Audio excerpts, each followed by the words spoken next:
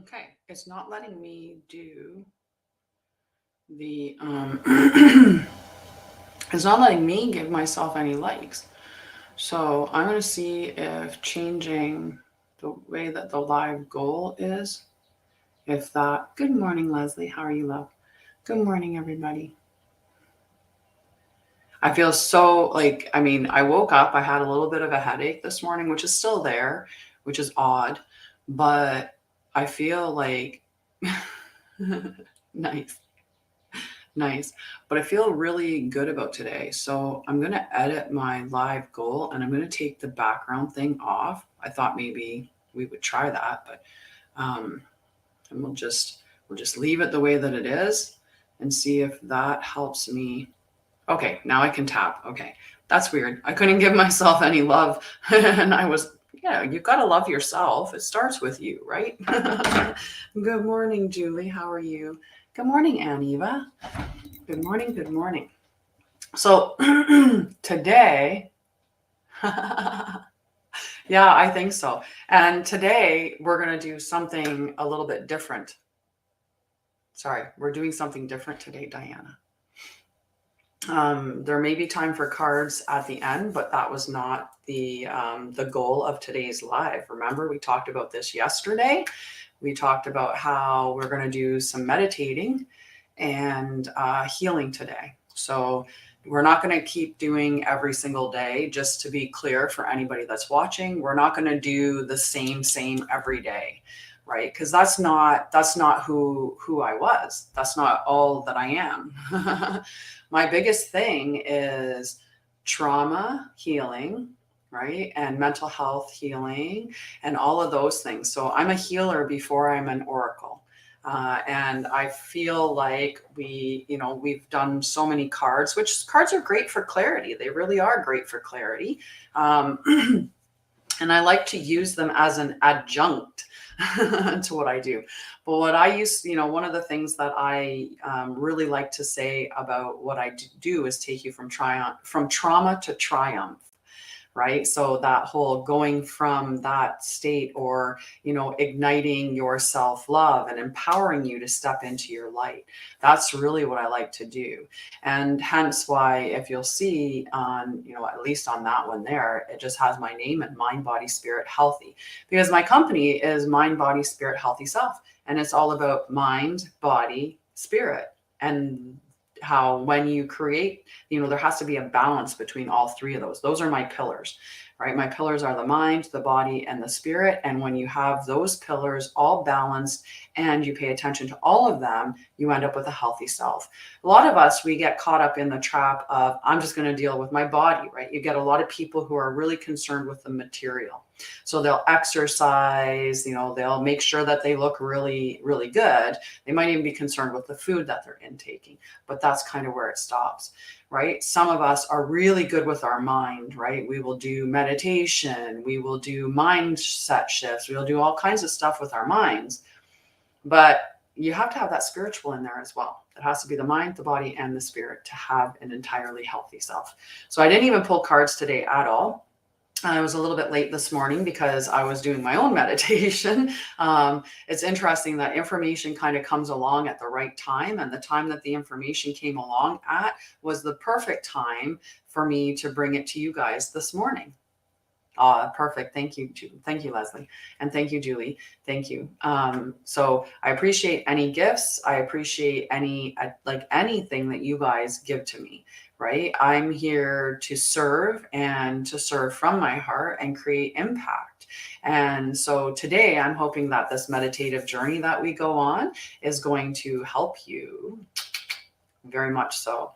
Ooh, look at you go, my love. See, sharing is caring. Sharing is very much caring, because you never know when you share it to somebody if that somebody is in desperate need of something that I can provide for them at this time, right? And it's just, I just really feel this huge shift, like so much so that like I just was overwhelmed with a lot of emotion just in saying that, because I feel, thank you.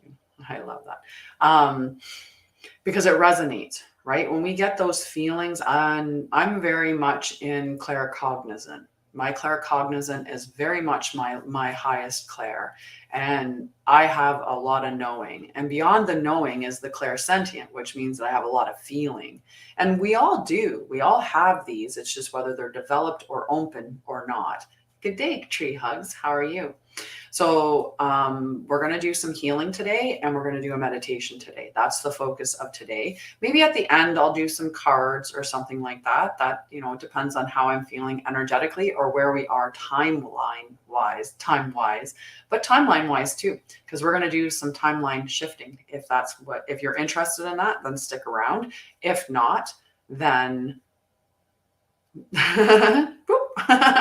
it's that easy, right? There's an X at the top or there's a scroll if you're not interested in that, right? But we're gonna do this meditative journey. And for any of you that have been a part of the Divine Feminine Healing Collective, you've participated in my meditative journeys before, so you know what they're like. And for me, I've always said that I channel during my meditations because I don't pre-do anything. I don't sit down and script out what I'm going to do. I don't practice them. I just decide I'm going to do a meditation, and then I go forward and do the meditation, and I just channel what comes to me. So I do think of it as, my higher self or God, source giving me that information. Yeah. Hi, Peyton. How are you, love? Welcome, welcome. So I was looking for some music because I definitely want to get some music on the go for us to do our healing meditation. And we're just going to get it going a little bit here, see if we can get some other people to attend before we start, so we can just talk about a little bit about what the journey that I'm going to take you on, and also that we're going to do some healing. So I'm going to do them separately, but also together. So what that just means is that while we're doing the meditative journey, I'm going to be sending you healing energy, but after the meditation, we'll stick around and just do some general healing, unless you have some specific stuff that you want healed. Hello, Carrie. How are you, love? Nice. Alberto Vivaldi. Alberto Vivaldi. I have to be careful with what I listen to because I broadcast beyond TikTok. So TikTok's good for that, in that if you're broadcast, they all are. During the live, you can play whatever music you want. But with Facebook, if you've been if you've put music on there that's copyrighted, then they'll mute that part of the video. So it's only good. It's only good to, Alberto Vivaldi. I can't even say his name now. But yes, he's a shaman, which is really cool. So maybe we'll get some shaman music going, but whatever. We're going to see what we can. Good morning. Good morning. I'm not doing readings this morning, Carrie. I've decided to do, hello, Tim. Nice, lovely. I'm not doing cards this morning, not right away anyway. My plan is, so I've switched it up a little bit. I used to do card readings every morning, but I've decided to switch it up a little bit and bring in some of the other stuff that I do. So we'll go on nature walks occasionally, and we'll do meditations and healing journeys as well. So I'm an energetic healer, so we'll do some quantum healing. I'm going to do a meditation with us first. And then maybe at the end, if it's not too late, we'll do some cards at that point. And good morning, Tanya. Good morning, love. And yeah, that's the plan for today, guys. That's the plan for today. I just got to get my screen up here just because you never know, right? We're gonna clear off yesterday's information. Hello. How are you? And thank you for saying live. Hi. Okay, so we're just going to get queued up here. I do have to get my music on go, which means searching for royalty-free music. And also, maybe we'll do shamanic. Hello, LZ. How are you? That's a decent one.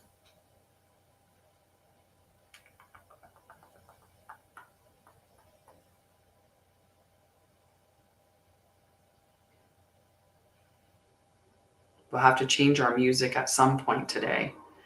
I just wanted to give us a little bit to see if we have anyone else that wants to join. I'm going to pause the music. So what we're going to, when I've talked about this before, and many of you that follow me, they know that, I talk about spirituality, right? I'm not religious, I'm spiritual. So if you prescribe by a specific religion and this is, doesn't resonate with you, then that's okay, right? I'm open to other people and what their belief systems are as well. But my concept is that, or the belief that I have is that when you step outside back to your higher self, so when we drop our bodies and we go back to our higher selves, that we are in a place of no time, right? All of time is happening simultaneously, right? The past, the present, and the future. There's only the now, right? And whether you follow Dolores Cannon or you follow Joe Dispenza or Greg Braden, or, there's so many out there, right? That talk about this concept that time is only as we know it.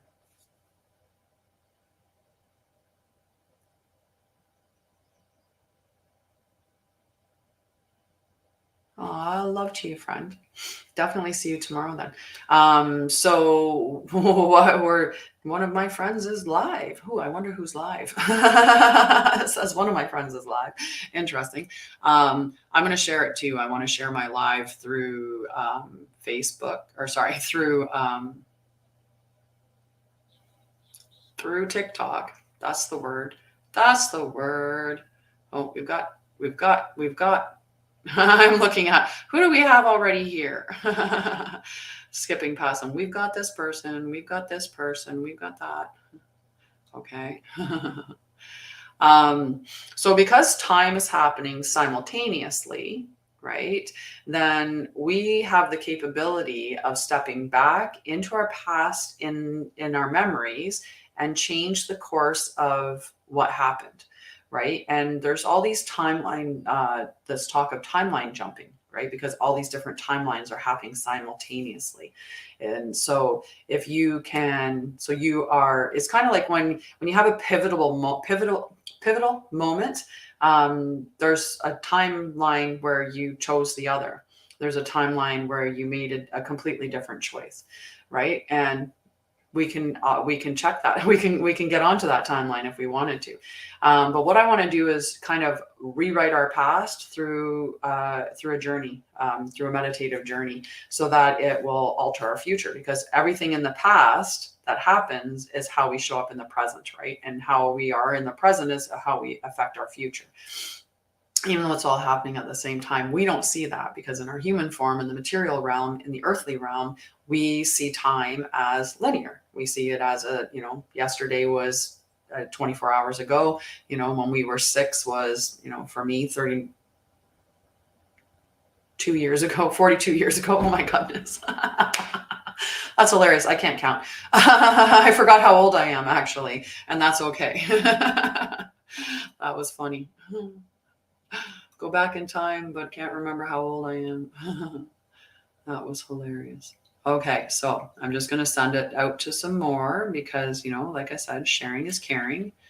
And it'd be nice to have a amazing meditative session.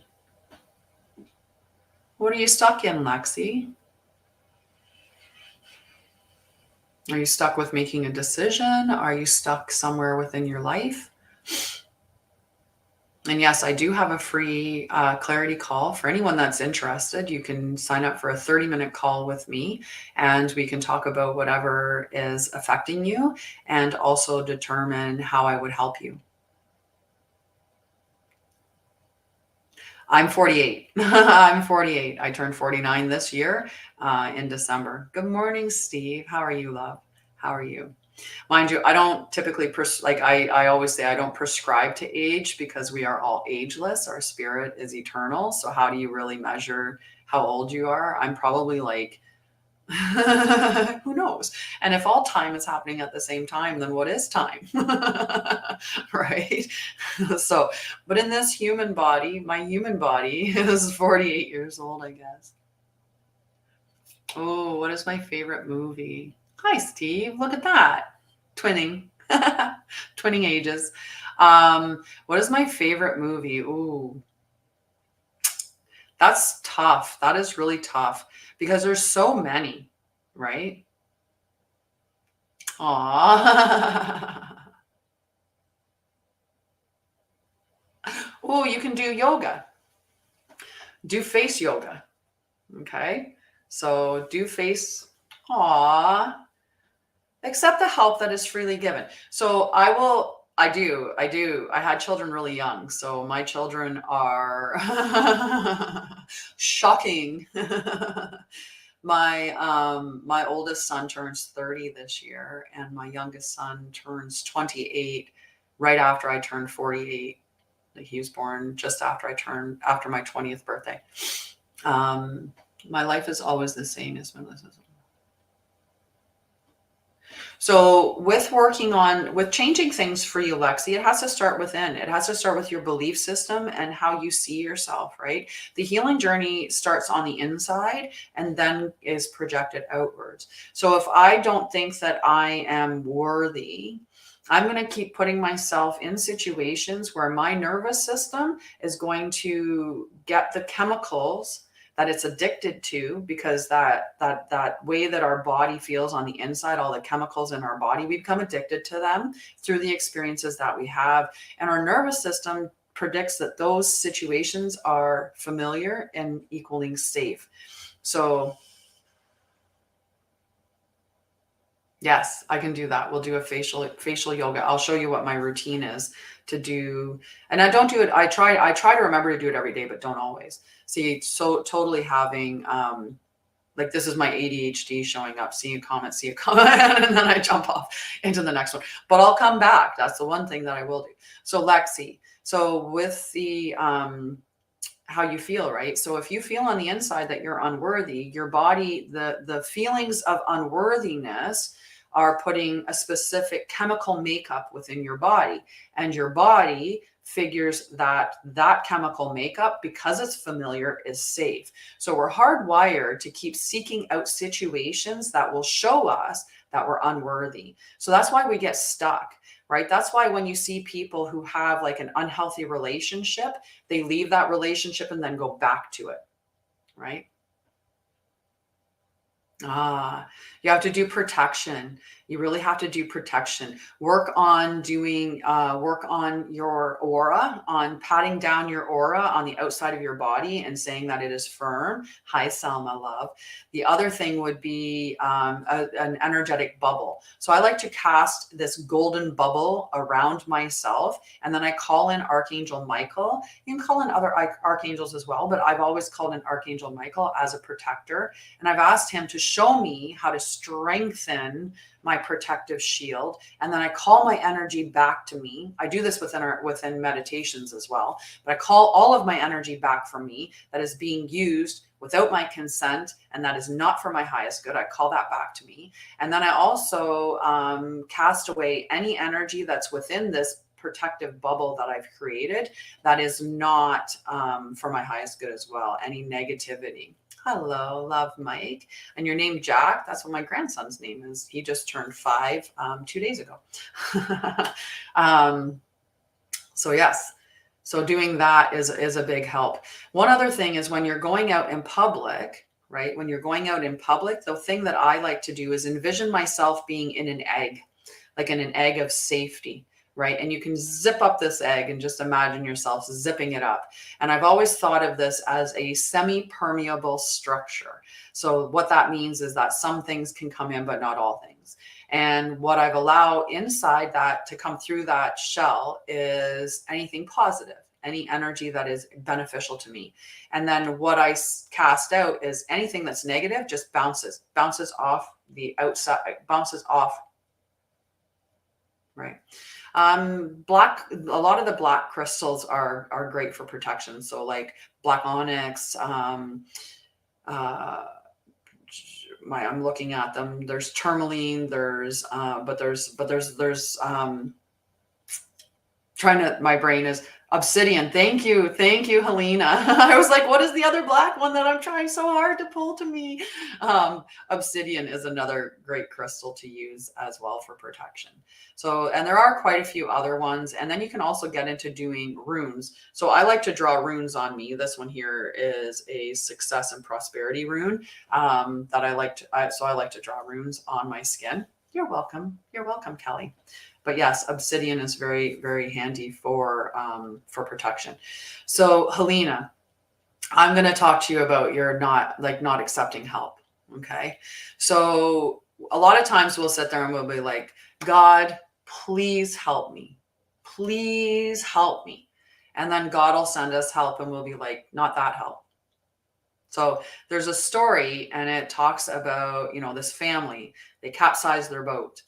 And they're like, God, please help us. Please rescue us. Please rescue us. So someone comes along paddling on a board and says, do you need help? Do you want to hop on my board? And they're like, no. God is going to save us. So then another person comes along on a dinghy and he's like, would you like to hop in my dinghy? And people are like, no. God is going to save us.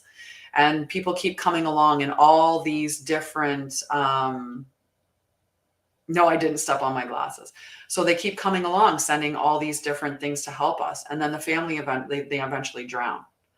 And when they end up in heaven, right? And the conversation with God, and he's like, and they're like, why did you forsake us? Why didn't you save us? And God was like, I did. I sent you a guy. I sent you a raft. I sent you a dinghy. I sent you a little boat. I did. I sent you all this help, but you refused it, right? Because they were expecting that almost like God would come up and pick them out of the water and save them, right? So somebody is offering you help. Somebody is offering to help you. That is God working through somebody else to help you. Take the help, right? And don't shun it away. Unless there's something negative that's tied to the help that somebody's offering you, then accept the help, right? And that's a lot of times where the fear comes in, is that we have that fear that by accepting help from somebody that we're going to owe them. And if they're offering that kind of help, then it's not genuine help anyway, right? The people that offer genuine help are doing it without the expectation of anything in return.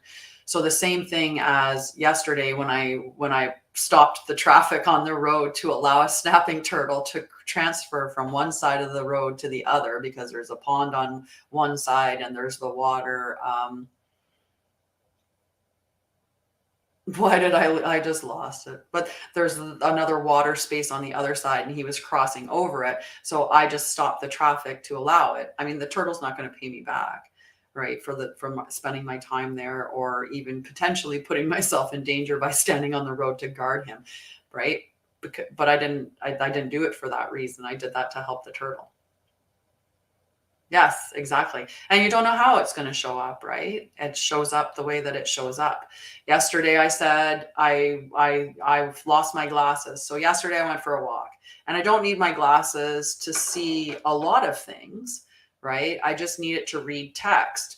But I've been wearing them, and it's something from wearing them inside the buildings that I worked in. So I've become very accustomed to wearing them. Plus, I hate having to find them all the time to put them back on. Right. So if it's one of the things about using readers that's almost annoying, is that then you're all of a sudden now you're carrying around glasses all the time so that you have them when you need to read something. But anyway, I went for a walk yesterday and I thought about how my eyes need to have rest from my glasses, and definitely on a walk. But I don't like leaving them behind, because if something happens and I do need to read something, then I'm kind of like, squinting and stuff. So I brought them. And then I did this with my glasses on my walk. I put them in my shirt here. And I went on this walk. And one time I almost lost them, and I held back onto them. And then I kept going. I kept walking. Well, then I got back home, no glasses. And I've done this before. I had dropped my glasses once before. And this is one of my amazing stories that I like. My story, to me, it's amazing. I was walking along. I lost my glasses before. I searched and searched and searched. And when I went out, I had utter faith that I would find them, because I kept thinking, like whenever somebody lost something in the house, they would come to me and be like, can you find this? Can you find this? Can you find this? And I would find it for them. I was just very good at finding things. So I said to myself, I'm going to find them. I'm an expert at finding things. Right. And so I'm just going to retrace my steps. I'm going to find my glasses. So I searched and searched and searched. And on this particular occasion, I had walked across this big field. Like I'd went for quite a walk. I'd played at a park, and then I went on an even longer walk after the park with my dog. So I was like, okay, it could be in a lot of places. But I had this feeling that it was somewhere before the park, because for some reason I was thinking, I can't remember them being on me when I was playing on the equipment at the park with my friend's son. So I walked and I looked and I looked and I looked and I looked and I looked. And I was almost at the point where like I was about to give up. Like I was feeling very sad because, I need them to see to write. And this was back when I was working in nursing. So I was like, I don't know how I'm going to do my job without my glasses. I'll never be able to see what's on a pill bottle. I'll never be able to see the instructions, and, it's going to really make it a pain for me. So anyway, I was at that point where I was just like, oh my, I don't know what I'm going to do. I don't know what to do. So I just threw my hands up and I said, God, please help me find my glasses. God, please help me find my glasses. God, please help me find my glasses. And just utter exasperation. I said it 3 times. And right after I said it the 3rd time, I stepped on my glasses in the middle of the field. I don't know if I would have found them unless I did the technique that I did last night. So last night I did the same thing. When I lost my glasses, I went out and I walked and I looked and I looked and I looked and I looked and I couldn't find them. And so I did 2 walks and couldn't find them. And then I asked God to help me find my glasses. Did the same 3 times, not from that same exasperated space of, oh my God, I've lost them. I don't know what I'm going to do. Oh no. But from that state of, I trust and believe that I will find my glasses. But I decided I would go out at nighttime, because going out at nighttime, I can use my flashlight and it would reflect on the glasses, right? It would be easy to see because the light would flash on my glasses. Right? I like that. So I was like, I'm going to find them with my flashlight because it will help me, because it will reflect on the glasses. Because what ends up happening with the glasses when they fall is they fall like this. And these bars are nice and brown and they hide in very nice. And we know we're not in a fully green time of year right now. So they get really lost in the light. So and we did, Leslie and I were talking earlier in the evening and we were like, but, not to harm the glasses, because they're still in a little bit of a funky shape from having stepped on them the last time, because I've never taken them in to get them readjusted, which I should. I'm sure that there's an optometrist that would be more than willing to help me. Hi, Shams. How are you, love? So anyway, I was going and I walked all the way down and all the way around, and I was getting close to the point where I was like, oh my God, like I don't know if I'm going to find them tonight. And the reason why is because I waited too late, right? If I had left right away and went, but I got cold. I got cold last night. So then I was like, oh, maybe I won't go. Maybe I'll just keep looking during the daytime or whatnot, right? But I'm like, nope, I'm going to go. I'm going to go. So it was late. It was almost midnight when I went. So the dew was on the ground. So the light was reflecting off of all of the dew on the blades of grass. And I was like, I really should have went sooner. Hello. Good morning. Good morning, Noni. So then anyway, I was walking and on my way back, and I wasn't far from getting home. And I was like, well, I guess I'm going to have to look tomorrow. And then I'll have to go out earlier tomorrow night as soon as it gets dark and use the flashlight again and see if that doesn't help me. But Cass pulled me near the bushes at one point on the side. And like his nose passed by the glasses as he went. And because I was just reflecting, but because he pulled me in that direction, I saw my glasses. So again, I found them, and, with help, definitely with help. So it makes me happy because, it does create a barrier for me. Mind you, I'm working on healing my eyes, and I keep thinking maybe I'll just keep healing my eyes and then I won't need my glasses. I am absolutely fantastic. I am very grateful for my life. I'm very thankful for the people here that come in and hang out with me. I appreciate you all so much. And that fills my cup. And I love myself. That was a journey for sure. But I do definitely love myself.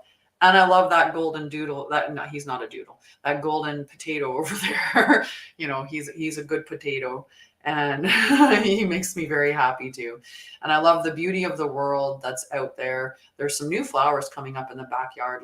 I'm sure that they would be classified as weeds, but I don't care. I don't care. I don't call them weeds. Look at dandelions. They're some of the most important flowers that we have out there. They're not a weed. They're an herb. It's a better way to put them. They're an herb. So yeah, that was my experience. So give it up to God, or source or spirit, the universe, whatever you want to call it. It doesn't have to be that. It's good morning, CJ. How are you, love? So yeah, just an absolutely beautiful, beautiful day. I'm fantastic. I got up this morning, somebody connected with me and sent me some information. And I'd been planning since yesterday that today we were going to do healing, and we were going to do a meditation and healing. And then if we have time at the end, I'll pull some cards. We'll see how it goes. I'm going to check I'm going to check my schedule because I know I have something at 2. So yeah, I've got some time. I've got some time. Good morning, Rick. And Shams, just to let you know, and for any of the men that are in the Divine Masculine Healing Tribe on Facebook, we have a meeting this Thursday at 1 p.m. Eastern. So I don't know what time that works out for you. I think you're 6 hours ahead, or 5 hours, 5.5 hours ahead, somewhere in that range. So it should be around 6.5, 7 hours and that. So just beautiful. I can probably fit you in, Kita. I can probably fit you in. Love to you, Pete. Pete's an amazing person. And I connected with Pete early on, or quite a while, and nature did find them for me. I connected to Pete a long time ago, and Pete and I just immediately had an amazing connection. Every time we talk, we would end up having like hour or hour and a half long calls. So 9:45 is 2:45. So we're at almost 10. This is where I have to do my time. 10, 11, 12, 1. So 3 hours.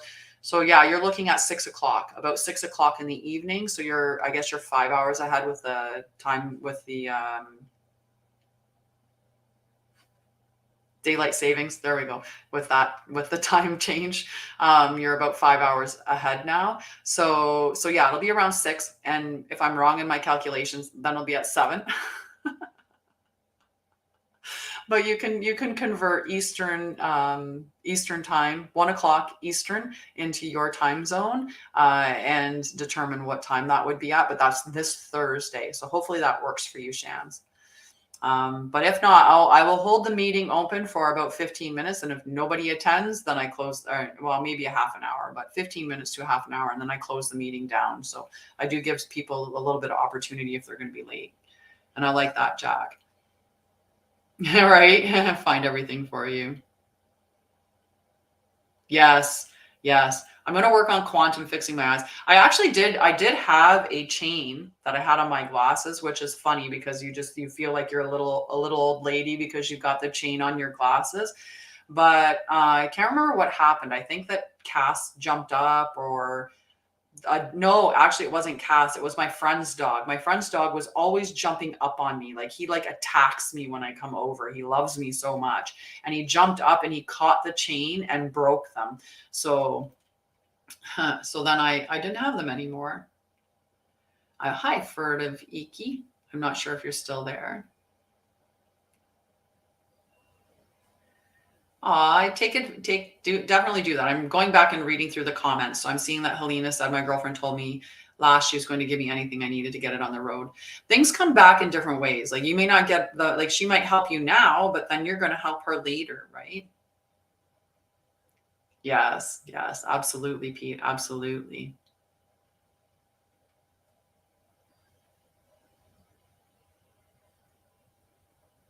All right.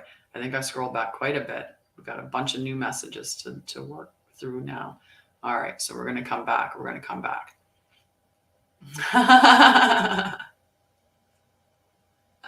Yeah, Granny. I am.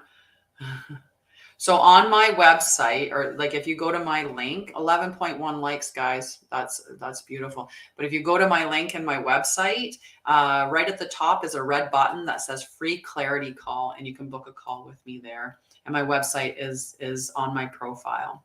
Hi, Mel, my love. Oh, I love you dearly too, Pete.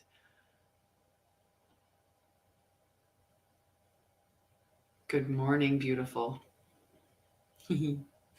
I love our collective. We have a beautiful collective. Yes, I'm so happy that everybody is here. So we're going to do a meditation. And so if you want to join in the meditation, yes, there is a message for you for sure. People look at the 666 as something like a bad number because it's been associated with Satan and whatever, but it's not. It can mean that there's change coming. It could, but 3, 6, and 9, they're magical numbers, 3, 6s, and 9s for sure. I mean, if you talk with Nikola Tesla, 369, or I might be getting it wrong, but 369 is a very powerful number. I just went, is it Nikolai? I think so. Okay, I'm going to have a sip of coffee. Well, I'm going to get you to go to sleep. The mathematical laws, exactly. So if you take 1 and you multiply and you do it by themselves. So 1 + 1 is 2. 2 + 2 is 4. 4 + 4 is 8. 8 + 8 is 16, which reduces to 7. 16 + 16 is 32, which reduces to 5. 32 + 32 is 64, which reduces back to 1. So the numbers that you see when you do that are 1, 2, 4, 5, 7, 8. There's no 3, 6, or 9 in that Fibonacci sequence. Just I have so much information in my brain. Some of it I don't know where I got it, but that's the knowing. And then some of it I know from watching like Joe Dispenza or following this person or that person, or from school, right? Like my nursing stuff is definitely from school. Okay, what do you think? Do you think we're all in the way of that we're in that energetic space of like, let's rock this meditation? So the meditation, we're going to go back in time and we're going to rewrite our story to see the changes that occur in the present moment. So, oh, I like that. I like that. That is beautiful, Mayuma. And thank you, Liz. Or LZ. I just made it Liz. So we are on multiple channels here. So stick around if you want to. If this doesn't resonate with you, leave. But we're going to go through this meditative journey. And like I said, we're going to go back into our past. We're going to change the memory of our past, and so that we affect the change in our future. And the time that I want to go through is from 0 to 7. Okay. So those very early formative years. And I'm getting so much like energy right now. It's incredible. So we're going to change those years so that they are loving, safe, and secure, to see the impact that having that change. Now, if someone comes up and says to you, like, about your past, well, wasn't your past like this, or wasn't that past, like this?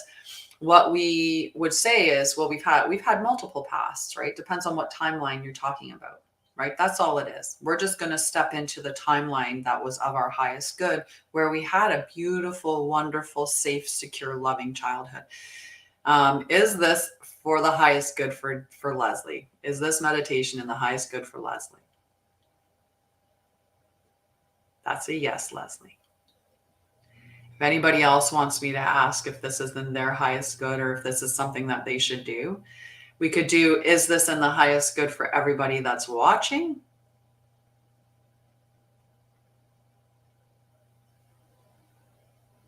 Still a yes. Still a yes, guys. Okay. So, okay.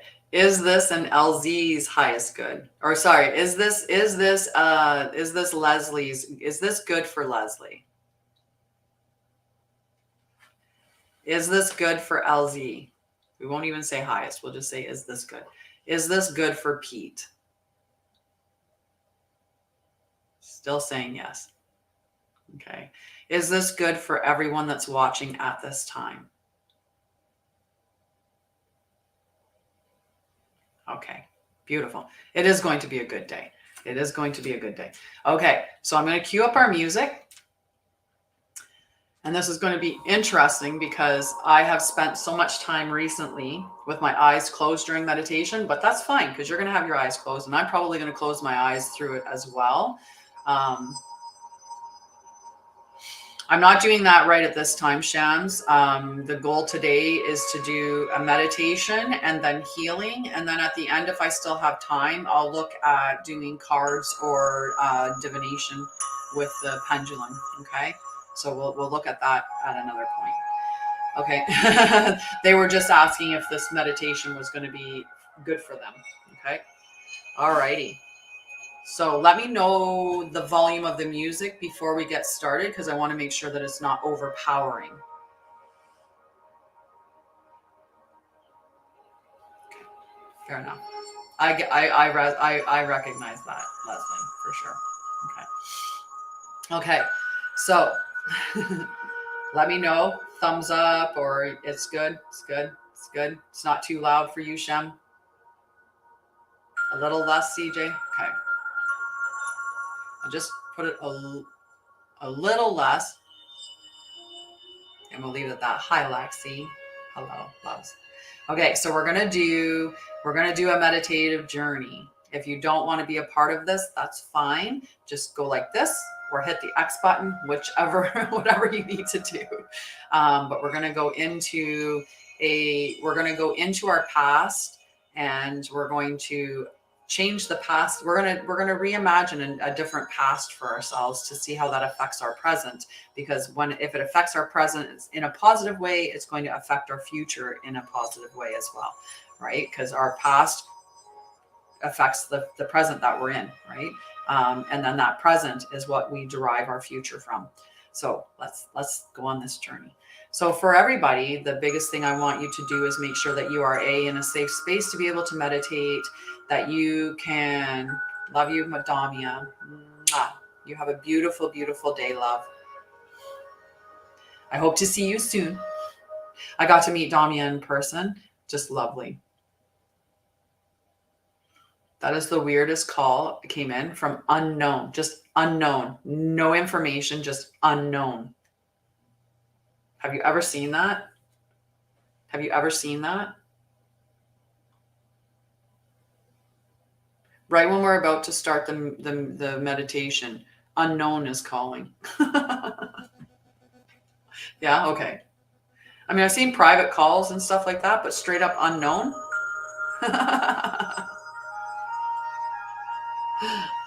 Okay. All right. I don't know. We'll keep my glasses on for now. Okay. Okay. So we're gonna, I want to make sure that you're in a space to go into a meditation, that you're going to be safe.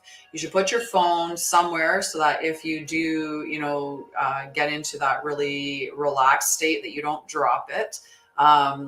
And just, go on this journey. Some of us visualize very clearly, others don't, but that's okay. Your subconscious will take you along the journey anyway. Okay. So we're going to start here. I think now. Okay. So as long as you're in a safe space, just put your phone down and you can participate in this. If you're not interested in it, like I said, you're free to leave. After I do the meditation, we're going to do healing. So you can always come back a little bit later on and see where we're at. Okay. But first, I want you guys to close your eyes. Okay. I want you to settle into your body. I want you to feel how your body is interacting with the environment that you're in. And at this point, we're going to create our protective bubble. This beautiful golden orb surrounds me. It surrounds you. It surrounds all of us. This is a protective golden sphere that is to keep us safe while we're in this meditative state. And we're going to call on our higher self, our Archangel Michael. Everybody that we're calling in is for our best. Okay, I know some of us aren't okay with using our higher self, so we'll say just for our best. Okay, so this is for our best. They are there to help us, to protect us, to guide us, and to keep us safe. We call on Archangel Michael as a protector to help us strengthen the shield that is around us and to cast away any energies that are not helpful to us. We call back our power from all timelines, dimensions, people, entities, places, anywhere that our power is that is not for our highest good and that is not with our consent. We're going to call that power back to us now. In this process, we're going to send out the silver chain from our heart down through our solar plexus, through our sacral chakra, through our root chakra, and then down into the earth. This is a grounding cord. It is going to connect with the heart of Mother Earth. It's going deeper and deeper. And when it gets to the center of the earth, it wraps itself around the crystalline heart of Mother Gaia before returning back towards us through our root, our sacral chakra, our solar plexus, and back to our heart. Next, we're going to send that silver cord up through our throat chakra, our third eye, and our crown. And this one is going to go to source. It's going to go to home, right? We all generated from this source energy. We all know exactly where that is. You don't have to fight that. It knows. And just allow it to go through the sky, through the galaxies, through all of the space, the stars, the planets, wherever it needs to go to return to source. When it gets to where source energy is, it connects out to source in this web-like structure before coming back down through the sky, through all of that space, all of those galaxies and universes, until it returns through our atmosphere and then down through your crown, your third eye, your throat chakra, and back to your heart. So we've created this beautiful figure 8 of infinite energy, grounded into Mother Gaia and grounded and connected to source energy. We're protected, we are connected, and we are ready to begin our journey. Now I'm going to call on Archangel Raphael to step in to assist with healing and any other archangels that wish to support us at this time to help us on this healing journey.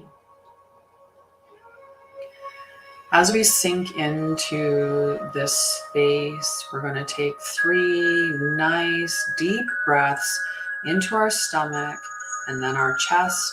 And we're going to focus on this energy coming into our heart space.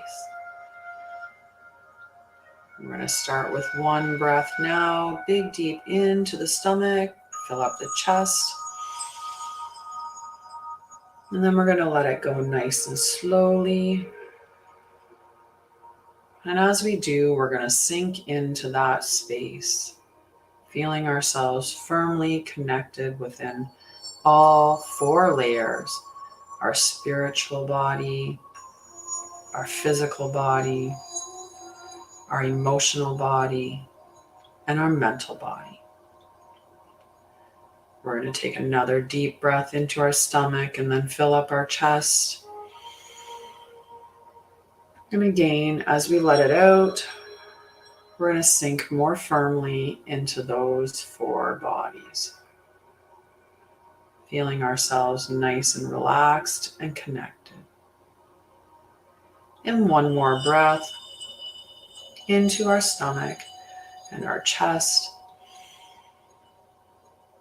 And as we let go, sink into that space again.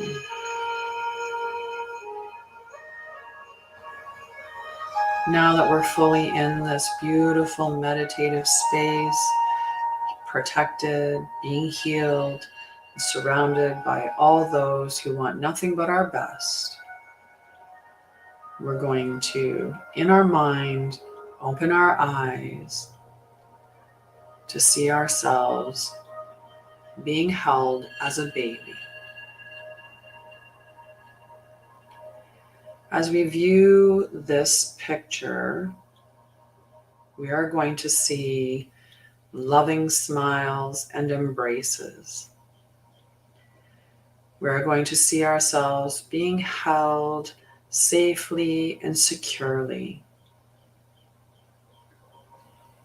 We feel that our needs are being met in the most loving, compassionate, full way.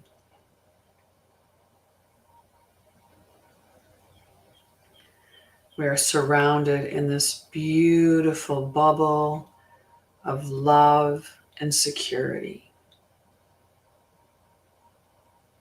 When we cry, we are tended to, we are soothed.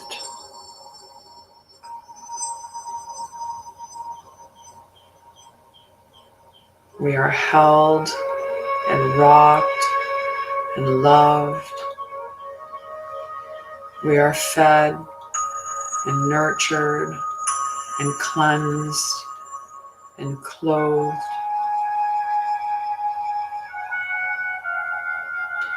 We see this beautiful family of ours attending to us and providing for us.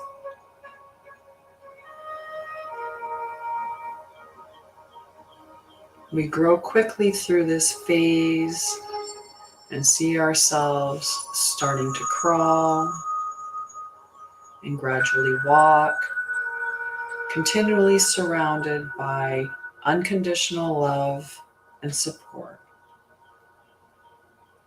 When we fall, we are lifted and held and nurtured. When we cry, our parents respond, teaching us that all of our emotions are acceptable, and they show us how to soothe ourselves through those emotions.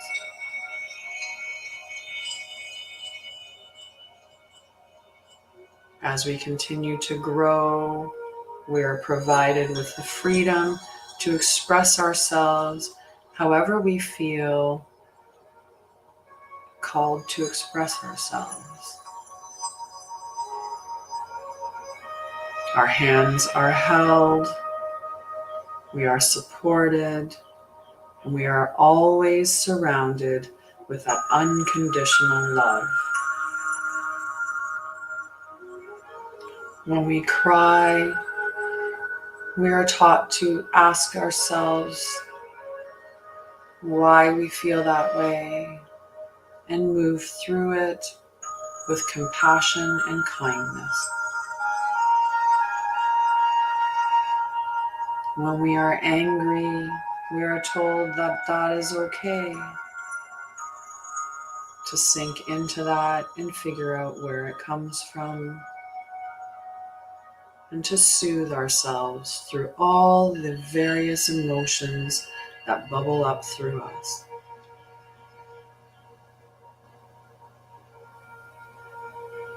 As we go forward, expressing ourselves in our unique ways, we are loved and celebrated for that beauty.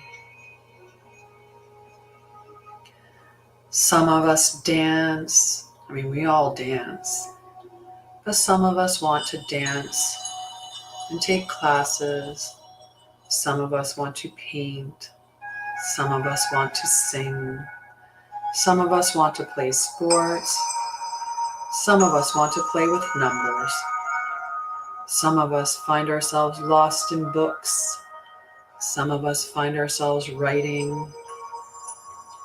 However we choose to express ourselves, we are given that by our loving parents. We are supported and nurtured and loved. We are safe and protected. We go to sleep every night in a warm bed. We wake up every morning to a warm home filled with unconditional love and support. We always have nutritious food. Our tummies are always full.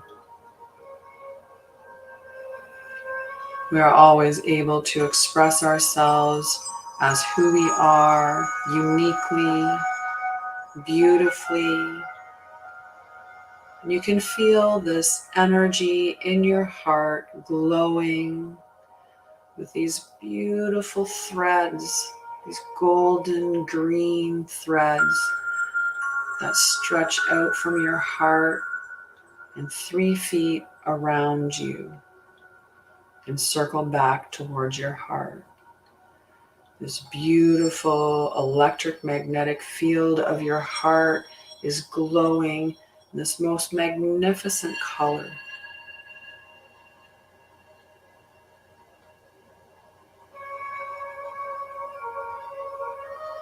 You are safe.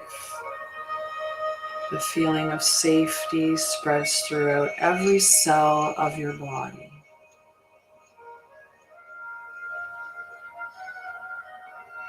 The unconditional love that is shown to you throughout all these 7 years that you're experiencing in this meditation sink into every cell. And radiate through your heart space.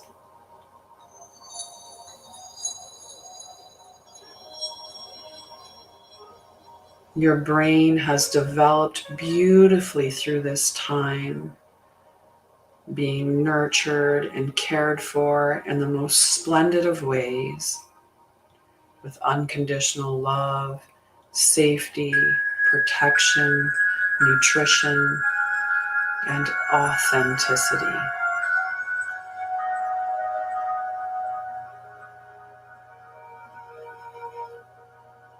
You dance and sing and express yourself in your most amazing and unique ways. Your gifts bubble to the surface and they are embraced.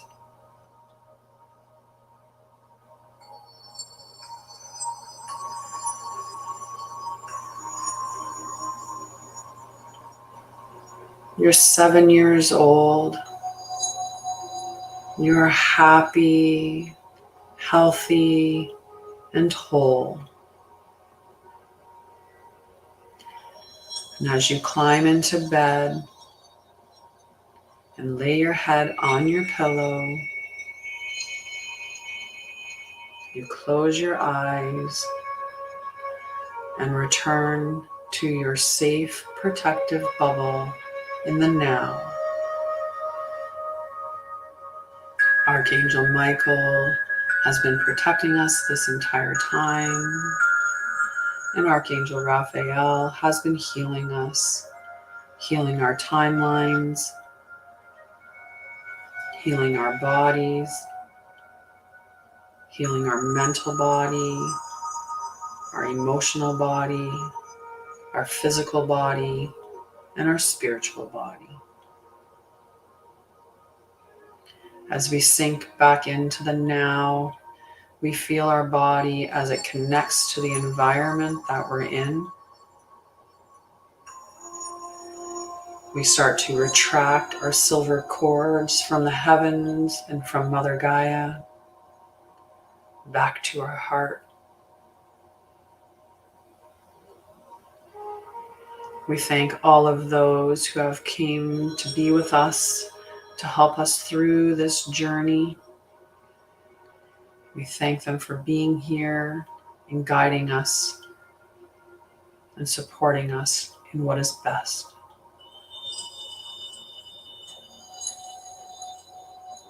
We thank Archangel Michael and Archangel Raphael and everyone else and allow them to leave as we fully come back to the present moment. And we start to wiggle our toes and shift ourselves gradually in our chair, and then move our fingers and start to come back. And whenever you're ready, you can return to me.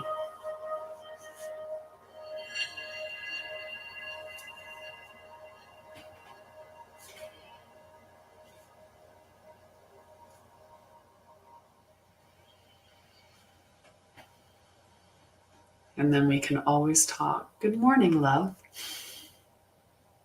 Lovely to see you.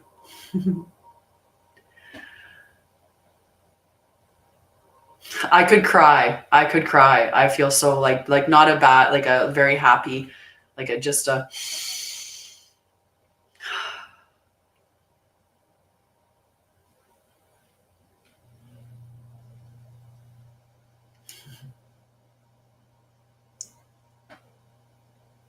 And that's okay too.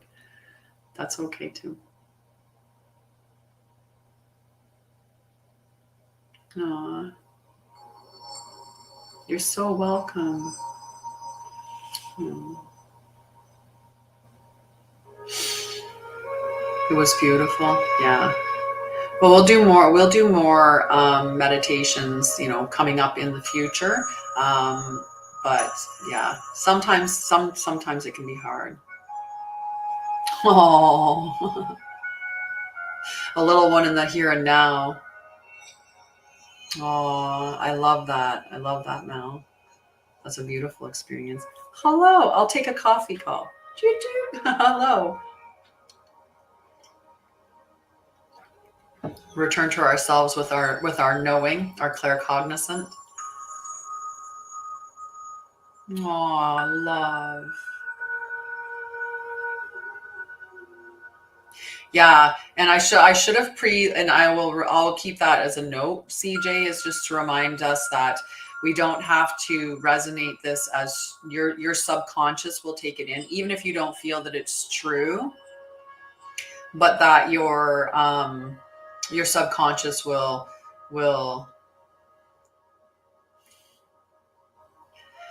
Yes, so we'll return to our claircognizant, to our clair knowing, our knowing. Love to you guys. Love to you guys. So we're gonna do. Yeah, I will be posted on. I will make sure that it gets shared again on TikTok, and I'll see if I can how long it is, and if it's not too long, then I'll share it on, because I don't know if it was. I feel like it was more than 10 minutes. Good morning, love. We're doing it a little bit different this morning, but yes, I release everybody. I release everybody from me. Love you, CJ. Love you. So we're going to do some healing now, and I will send you some energetic healing for the emotional as well. Okay, so we'll do some of that healing for the emotional healing, and that will help as well. Okay, and release the sadness. Yes, release the sadness. So definitely. So let me know though in the next few days or whatnot how that experience goes. But repeating this meditation on a daily basis. So the premise of this is that because our bodies, like, the past is gone. The past isn't here, right? Every moment goes by, it's gone, right? But it stays alive in our memories. So if we can change the memories that we have about the past, we can affect our current present by those changes. And by affecting the present, by how we feel about ourselves or how we show up, is going to change our future, right? Because that's that whole predictable. If I always think that, if I think that that I was unworthy, I want to use it in the past tense. If I feel like I was unworthy, then I'm going to align myself with experiences to make myself relive those experiences, to get the chemicals, because I'm addicted to the chemicals that are in my body as my body goes through those things. And absolutely make sure you drink plenty of water. So I will keep putting myself in positions to have that chemical reaction continue within my body. And then my future is going to be crafted because of those experiences that I'm putting myself into today, right? If I in my past thought that I was unworthy, put myself in positions to reenact that past, then the future is going to be painted with that same brush until we do something to change it. So this is the change that we're doing. We're going to change that by rewriting. And when you look at that, we've had so many different timelines, right? Like they talk about the multiverse and about all these different timelines. So you're just experiencing a timeline that was safe and secure, with unconditional love, where you could be authentically yourself. So even if somebody wanted to talk to you about your past, and you're like, well, and it doesn't reflect what the meditation is that we just did. It's just the past of a different timeline, but you're not experiencing that timeline anymore. You're choosing to experience a different one. So if something shows up in your present that doesn't reflect with that type of a past that you've reimagined, that's okay. It's just on a different timeline. And we're just seeing it in the now. They're just talking about a different timeline. That's all. So that's one of the ways to work past that, right?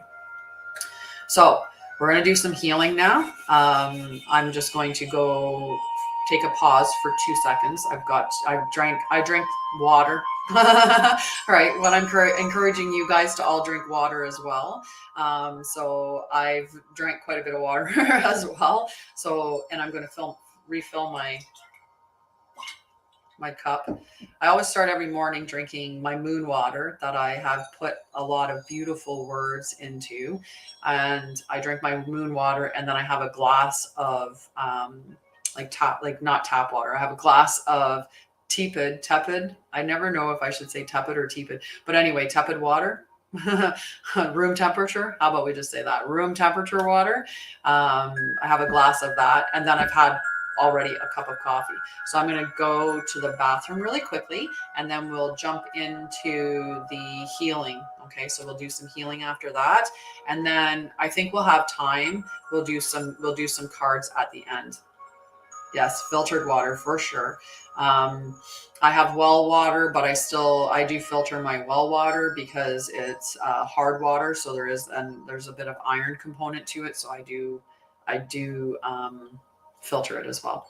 But I'm going to go fill up my bottle, and then go pee, and I'll be right back. I'm going to leave the music playing so you can just and drink some water yourself. Go for a bathroom break, and then we'll get started with the healing. Okay. Love you, Mel. Okay, I'll be right back.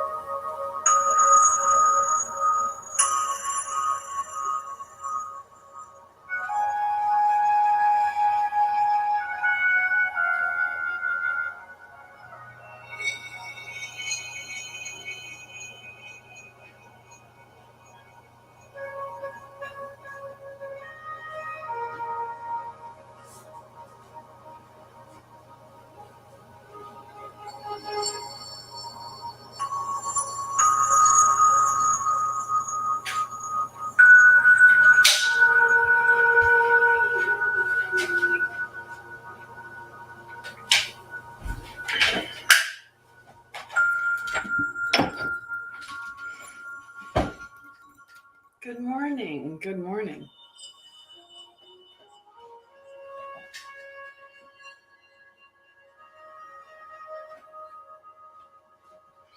All right, I'm going to check in on the comments.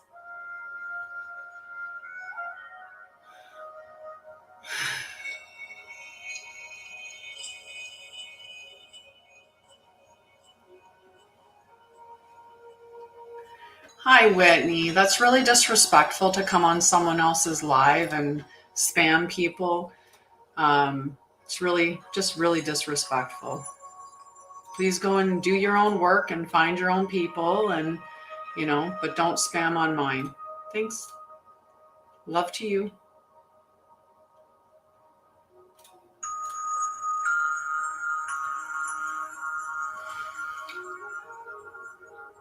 Oh, I love that.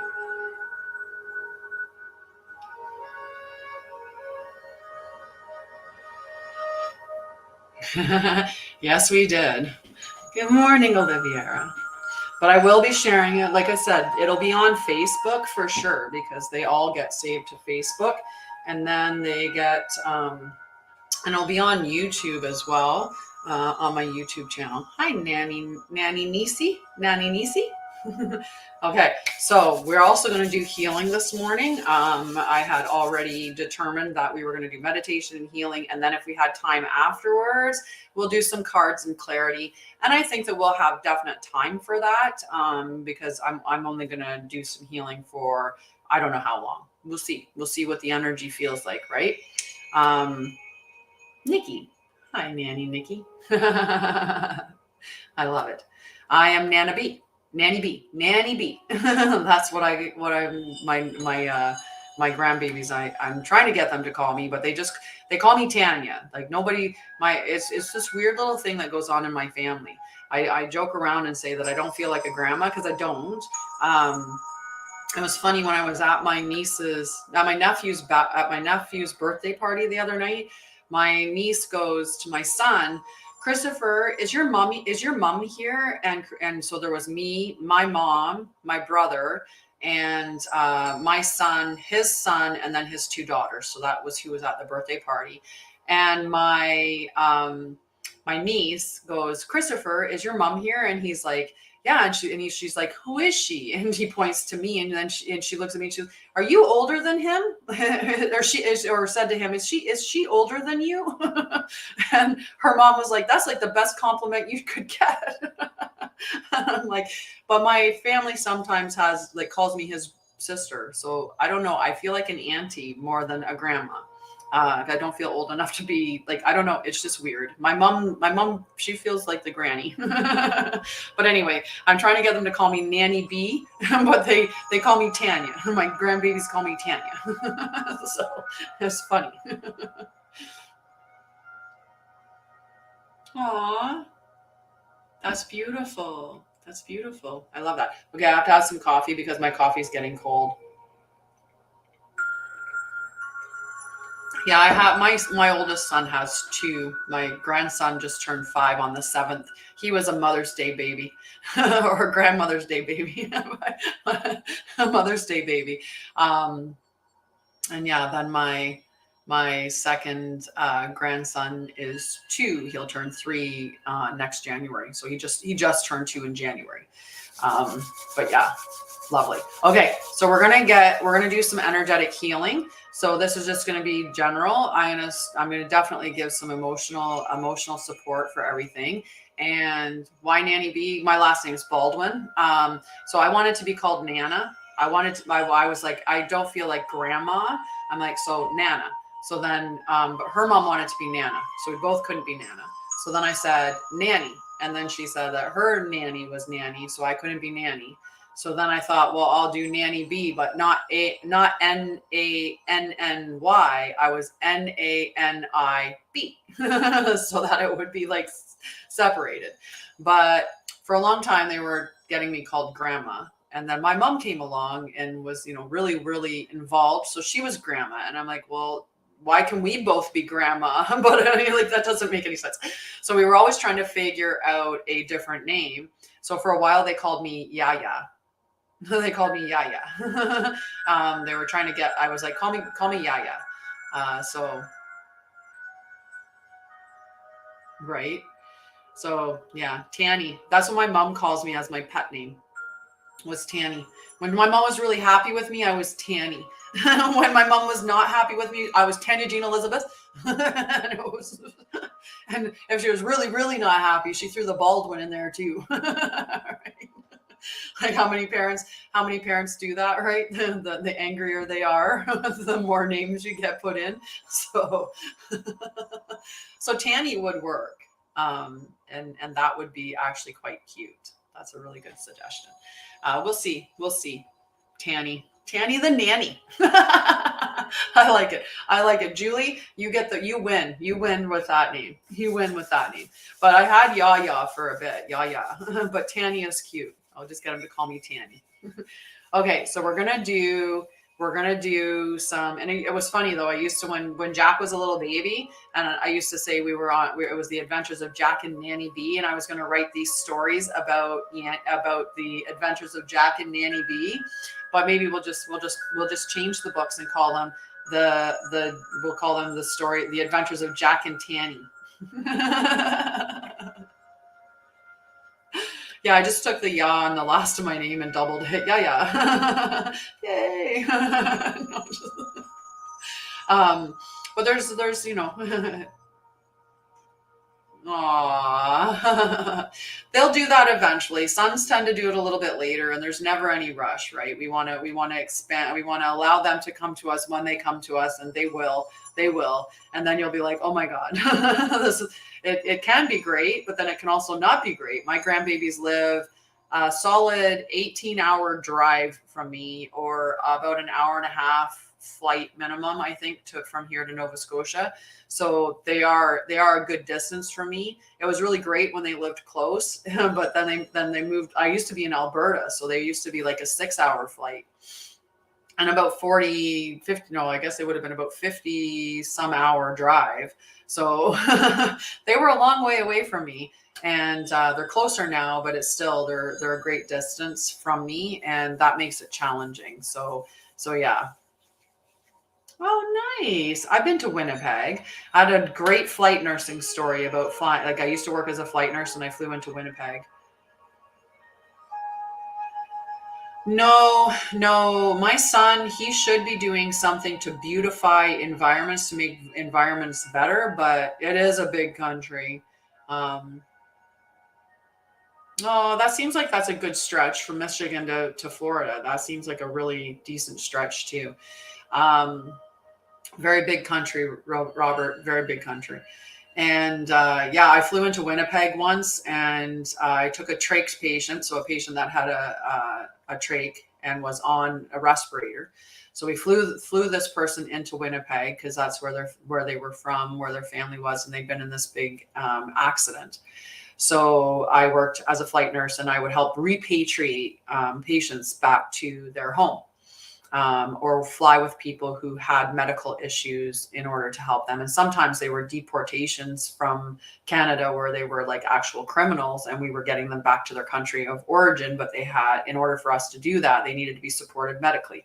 So I did all these different flights. I did it for 7 years. And the one flight that I did was to Winnipeg. And it's one of my craziest stories that I have, because when we landed in and we took the patient into the hospital, there was all this ruckus that was going on, and we brought the patient up, and then as we were coming back down, can you pinpoint which child, like older or younger? Because I feel like older makes more sense. My younger son is very I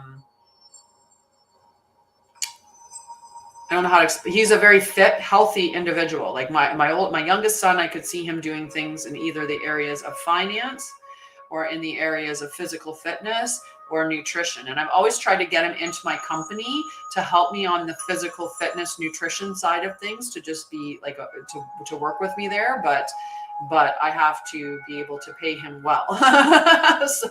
So let's generate some really good income from mommy, so mommy can help. Yeah, I'm assuming that would be my older son. My older son, currently he's working in construction. He's a manager for the Department of Transportation, and he snowplows in the wintertime and he works in construction in the summertime, managing the road crews. And I'm sure that he would love to do something other than that to give him more free time. So, but I would see that he would be the person to do that, knowing his human design as well. Um, but anyway, so I flew into Winnipeg. It was me and a paramedic to support this patient. We get her into the hospital and, do the transfer of care. And as we're coming out, there's this huge event starts happening where we can't leave because there's like 17, I don't know, there was a whole bunch of cops. I don't even know how many police officers were there. And there ended up being, at the time that we were there, this gang war. So they had brought in one member who had been hurt, and the other members were all there, and there was this great big huge fight, and all the police were there, and they're like, you can't leave the hospital now. And I'm like, we're like, what are you talking about? Like, we're not from here. Like, whatever you can do, get us out of here. But the particular hospital, they had, if you went down into the basement, there was a tunnel system that you could go over to the Children's Hospital in Winnipeg. So they took us down through and shuttled us out that way so that we could get out of the hospital, because it was just mayhem that was going on in Emerge. And I was just like, oh my God, like, I've been an Emerge nurse for years and I've never seen anything to that level, except for when I was flight nursing and flew into Winnipeg. So absolutely. Hello, blessings to you as well, Rosie doll. I'm blessed, you're blessed, we're all blessed, for sure, for sure. And hi, Mark Jaja, Yaya, Jaja, Yaya. He's a Yaya too. I love it. Okay, so we're going to do healing. Let's get some healing done, and love to you all. Love to you all. So to do the healing, you just have to be open to receiving it. If you want specific healing, just ask for it. Ooh, catch the bird. Just ask for it to be delivered to wherever you need it. I do a general healing in the sense of I will start. I love that. I start at the head and move down through the body. And I don't know if you've ever seen like the bodies where, like if you start like on the, I just see this body rotating. So you'll see me working my hands down like this and doing different motions. And that's just because I'm like working with the body. So I'm seeing a model of the body in front of me. Okay, so I start and I'll go through all of the systems, right? So, and I use my nursing, to understand the systems and how they work together. So I'll start at the head and I'll work down through the body. Okay, but if you want it in a specific space, you don't have to take all of the healing. You just have to take the healing that I'm sending and send it, like receive it to the area that you want. So let's say you wanted to work on your eyes, just receive all of the healing to your eyes. Okay. Aw. Okay, let's get started. I will have my eyes opened and closed depending on how I feel. It just all depends on how I feel. Okay, so just be open to receiving it. If you don't want it, you don't have to receive it. Just, you can stay and watch, or you can exit the live if it's uncomfortable for you. Okay. And somebody didn't like what I do, because that comments in this live were filtered, and that's someone came in and told me negative things. So we're just gonna let the negativity go. All right.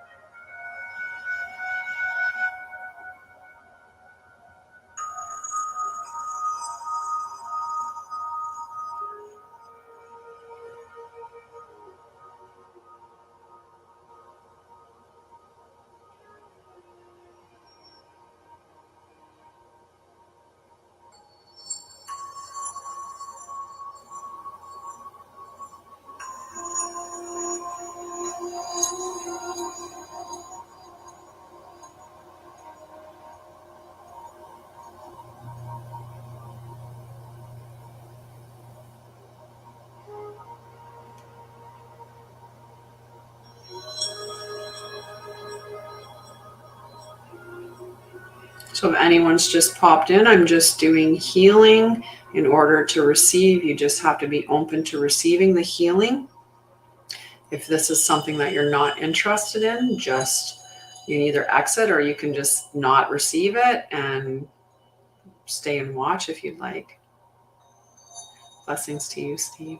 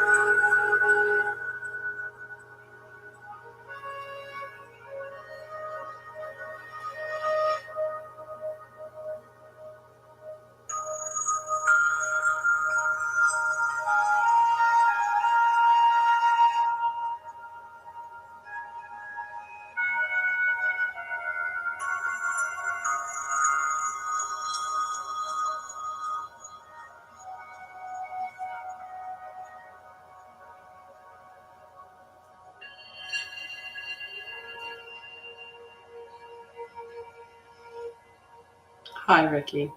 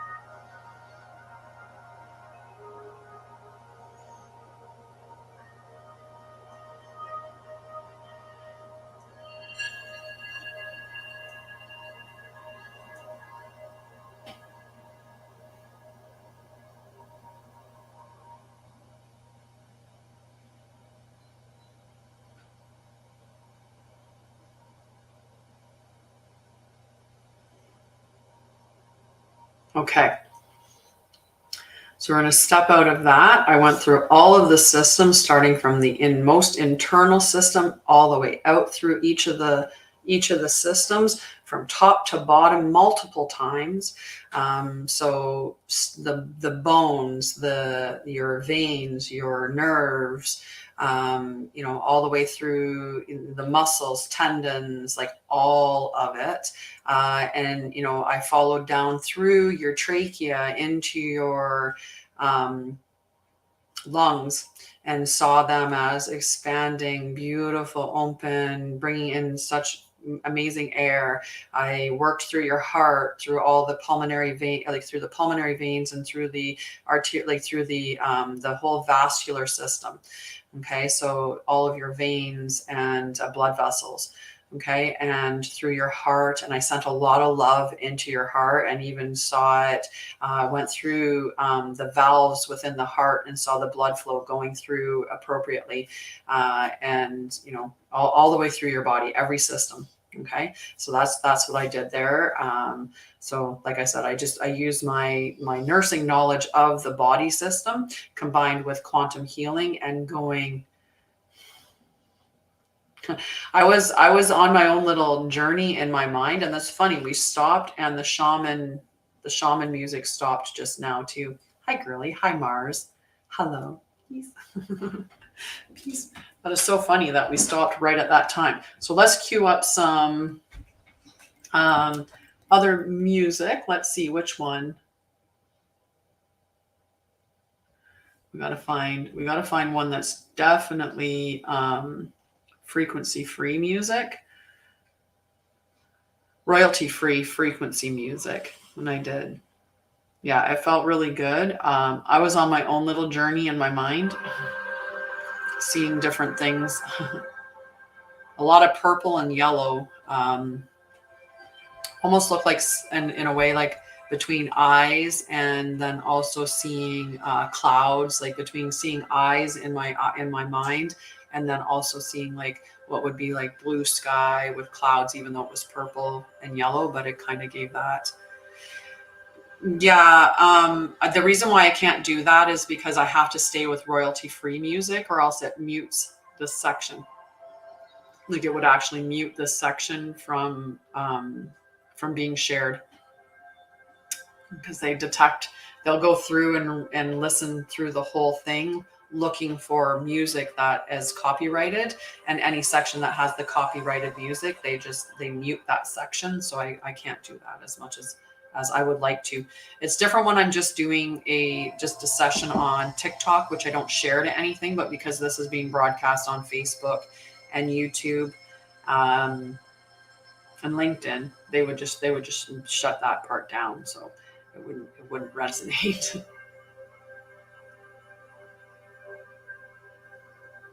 Oh, cool. I will. Yeah. Like I said, it's different on a TikTok live. That's different. Or if they've, made an agreement in some way, which I haven't, but I will definitely. Heartlight by Kenny Loggins. Yes, definitely on YouTube. I'm on all the social media because my guide said open doorways, just keep opening doorways. And so I do. I have hit every platform that I can as much as I can to do that as well. Okay. Big old sip of coffee because, brown colored water. Nothing wrong with that. So my mod that came in and was doing the backside left. So I'm not sure if you're in a position to be able to do the back end, Salasia, but if you could, I would appreciate that. Kita had briefly jumped in to do it, and I can. It's mostly for the gifts, for measuring the gifts. Like when it comes to keeping track of who wants to, but I need somebody to keep track of the gifts, because it's much harder for me to do that. Because whoever the top 3 gifters are for May get a free reading with me. And I might decide to do this differently going forward. It depends on how my moderators are going. So now we are going to have some fun with cards. Oh, and if Rebecca, please, if anyone's, I usually keep my eyes on who's in there, but if Rebecca is there, Joanna, definitely have you on the list. If Rebecca gets in there, then let me know. Hi, Ashanti. Which one? I do like the we were doing the shaman thing, so I'm gonna go with we'll go with the shaman. Well, we love new people. Welcome, love, welcome. This is a safe space, and we'll put Shams on the list. He would like a card from Facebook. It's a safe space, and we're all about love and joy. That's what I like to call light, is joy, but I see joy as the color yellow, so it's very, very fitting to be called love and joy. But love and light, if you like that better. And welcome, Ashanti. So I have a couple of moderators here today. Helena. Hi, Alicia. How are you, love? How are you, love? So Cosmic Womb, the Divine Feminine for Helena. Nice. Thank you, Shams. We're going to do some fun stuff in the Divine Masculine as well. I know. So I have a few groups on Facebook. One is the Divine Feminine Healing Collective. We meet 5 times a month. And in those 5 sessions, we follow the 4 phases of the moon, the 4 major phases. So the new moon, the first quarter, the full moon, and the third quarter. And then we do an additional session. The additional session this month is on runes. So we want that was what they voted on. They wanted to learn more about runes. So we're going to do a session on runes. With all of the sessions, we do healing meditations, and I pull cards and do all of that stuff. And it is a donate what you can, but the $10 is Canadian, is what is what my mindset is for each of those sessions, because of the energetic healing. The Divine Masculine Healing Tribe is the males group that I have on there, and we do 5 sessions of Nights at the Round Table, where we talk about mental health, trauma, all of those things, but from a male's perspective. And the goal is to heal those things and also elevate men to step into their divine masculine. Right? It's a very supportive environment for men. So if you're a man and you would like to be in an environment like that, join me on Facebook in the Divine Masculine Healing Tribe. So our next session for the Divine Feminine is on Friday. It's the 3rd quarter in Aquarius. So we'll be doing that on 7 p.m. Eastern. The next session for the Divine Masculine is at 1 p.m. on May 11th. So 1 p.m. Eastern, May 11th. So I rotate the times that we do the Divine Masculine stuff, because I have people that are international. So I have someone that's in India, and I have people that are in the UK and in Poland, and to change the times around for that. I also have coming up on May 22nd to 26th, the Divine Healing. And this is a 5-day event that I do on Facebook, but you sign up through my website. It is $25. So $5 per session of the event. And it's, we talk about food, we talk about breath work, we talk about grounding and meditation and trauma healing and all of those things. So I basically showcase all the stuff that I did to heal myself of multiple sclerosis, anxiety, depression, complex PTSD, panic disorder, and functional neurological disorder. Yeah. So the Divine Healing, I don't remove anybody from the group after you've went into the group once. You can stay and partake in the group as much as you want. The Divine Healing is a space which is the both of them.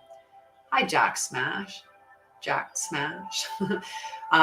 My name's Tanya, and I help people heal. I'm a healer. That's the easiest way to say it. Right now, we're going to do some cards, though, because I'm also an intuitive. And I help, what I like to say is I help people go from trauma to triumph, or I help ignite your self-love and your inner healer, and empower you to step into your light. I talk about how my company is mind, body, spirit, healthy self. And that is that the three pillars of a healthy self are mind, body, and spirit, that you need to have health in all three of those areas. So I help you work on all of those things. Okay. So yeah. All right. So Helena, Cosmic Womb, Divine Feminine. Let's see what this card is all about today. Number 6. Oops, skipped right on past it. And I want to thank my mods. I appreciate you. I appreciate you so much. Okay, so the Cosmic Womb is a reminder that you're undergoing a beautiful process of birthing a new self into being. You don't know who or what it is yet, but you know it's full of life and love and passion and spirit. It's the perfect expression of you, imbued with love incarnate and ignited by the vital spark received from the divine. If you've had a difficult time in recent memory, feeling dry and stagnant or lost and unsupported, this is changing right now. You will feel newly inspired as so many ideas beckon for your attention. Know that you're safe to explore the expression of your rejuvenated creativity, releasing all judgment as your curiosity is piqued. You are in the most fertile cycle of your life right now, intuitively keen, with heart wide open, mindful that each step in the direction of your dreams and desires is effortlessly supported by all the divine helpers in the unseen realms. It's a beautiful message for Helena. I'm going to do this. Hang on. We're going to have to switch around things just a little bit because I didn't realize. So hang on. Whoopsie. And that'll work. Sure. There.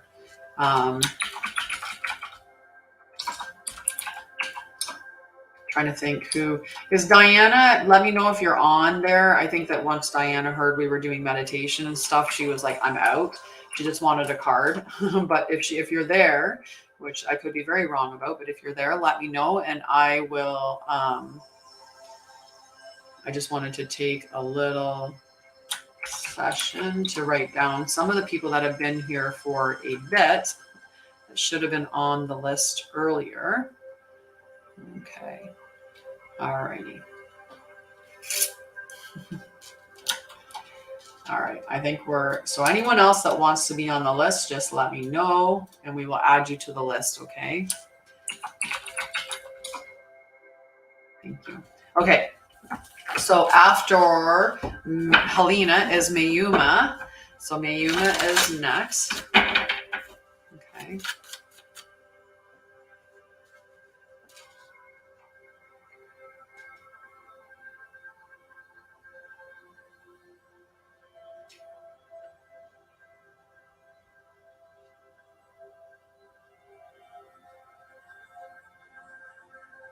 Sorry, my mama texted me. So I'm just letting her know I'll call her when I'm done. Yeah, agreed. I think that I just wanted to also talk. We usually say that we need like 5 coins for a card. I think that or this particular screen okay. I'm gonna have a mod call after this. She's feeling better spiritually anyway and emotionally because she's down with her great grandbabies. Yeah, we'll figure it out. We're gonna have a little talk. No, Mama Price is not my mama. Sorry. I hope that didn't sound like, but no. My mom is not Mama Price. Mama Price is same as everybody else that comes in as a follower, I guess would be. Ooh. Yeah, we'll talk about that stuff, okay? So for Mayuma, Drifter, experiencing life as it comes, okay? No, that's okay. I was like trying to figure out what you were talking about too, and I'm like, so I'm just gonna pull cards for anybody that wants a card, and that'll be that. But we will set up. I think that what I'm gonna do is just set up cards I'm going to set up days where it'll just be reading that you can pay for in advance to have a full reading done. So it won't be setting up a session with me, but it'll be to have a full reading. But to just get one card, we're just going to, who's on there now? Hi, Melinda. I was like, who's the M on the back end? I've seen a K before for Kita, but who's the M? Melinda. All right. So Drifter for Mayuma. So if you want a card, just let us know and we'll add you to the list. Okay. We're just going to be, today's just going to be a free for all day and we'll just go until noon. So I'll get as many as I can get done between now and noon. Okay. So Drifter, what lights you up? Experiencing life as it comes, seeking the essence, but not knowing the form. The Drifter invites you to step out of your to-do list and your ordinary routine to feel the breeze against your skin, calling you to follow the wind and explore life's opportunities. When the Drifter appears, it's a sign that it's time to cut the mooring lines holding you to the dock. It's not important to know the destination before you set sail. It will become clear as you leave port. Do not wait for a map, as there are none to where you are destined to go. But be sure that you do have a compass to keep you true. Hi, Linda. How are you, love? Yours is your pure love and your intention to be free, even of your own beliefs and preconceptions. Few appreciate the energy of the Drifter. Here, you might not seem to be doing anything worthwhile or meeting someone else's expectations, but you are the only one who understands that others are running full out on the hamster wheel and getting nowhere. Your laziness is an underappreciated value. You know that life will find you and bring you everything you require without your having to search for it, by simply being instead of frantically doing. Even as you let your mind wander, releasing it to go on a daily walkabout, call it back home regularly to deliver news from the cosmos. The Drifter helps you find what you are looking for, even when you didn't think you were seeking anything. And so many messages in this card, right? So if a message comes up that's being given to somebody else, whoop, whoop, 1111. Right? And it's about that not knowing the form, right? Just giving it up to the divine, that it will arrive in the way that you need it to arrive. But reevaluating your belief system is a big thing. We need to be reevaluating our belief system all the time, because we don't acquire our beliefs are given to us, passed down from generation to generation to generation. So look at what your beliefs are and review them and see, do they help you or do they hold you back? So case in point, if you thought that money was the root of all evil, and you also thought that you had to be a good girl because that's what you were trained. You had to be a good girl, and money's the root of all evil. Those things are opposing beliefs, right? So you will never have a lot of money because you think that you can't because it's evil and you have to be a good girl, right? So that's why you would want to review your belief systems. Money is merely an exchange of energy. Money is energy, the same as this card is energy, the same as I'm energy, the same as your energy. And unfortunately, in this world, we need money. We need money to pay our rent, to pay for groceries, to buy clothes. Necessities of life require an exchange of money. So money's not evil. It's just an exchange. It's just an exchange for something, right? And unless we get back to a state of life where we can barter, or that, we can create a new world where we don't have to pay for our necessities, we need money. So we have to alleviate or eliminate, that's the other word I was trying to say at the same time. We have to eliminate what our holdups or our belief systems are with money that are holding us back. The same thing with ourselves. If I inherently believe that I'm unworthy, if I did believe that, then I would be seeking out experiences to show me that over and over and over again. So I need to reevaluate what my belief system is. Even the notion of being a good girl. You don't have to be a good girl, right? You just be the best you, whatever that means. Right.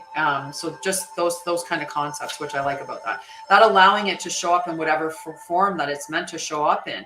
right? So some of us are specific manifestors in that we can write it out in every little detail. You know, when you're picturing your house, you could be like, you know, it's going to be this beautiful 2-story home with a big veranda. You know, I'm going to walk in through the front door, and to the right, there's going to be a cascading staircase that takes you up to the second floor, you know, with this big grand hallway. So whatever it is that you're seeing in your mind, you know, a big beautiful white kitchen, you know, with massive amounts of cupboard spaces and a big long table to host all my family and friends at these beautiful dinner parties that I'm going to have. That could be the way that you need to manifest, is detailing it out very specifically. But for many of us, we are non-specific. So a non-specific manifestor is, how do I want my environment to make me feel? When I walk into my home, I want it to feel safe and welcoming. I want it to be warm. I want it to be bright. I want the sun to, you know, come in and, you know, and to cascade upon all. I want all my plants around to have all this light. I want to see the moonlight come in through the windows, whatever it is, but it's the feeling that you want the place or the thing to bring to you. So but in manifesting, we need that vision. We need, which is you know, envisioning what we want, in at least in, you know, either whether we want it directly, you know, in detailed, or indirectly in feeling how we want that space to feel. But we have the vision of what we want. Then we have to have that human part of it. So the thoughts, feelings, and actions coincide with what our vision is. So we do those every single days, right? I like that, Leslie. I like that. And then we have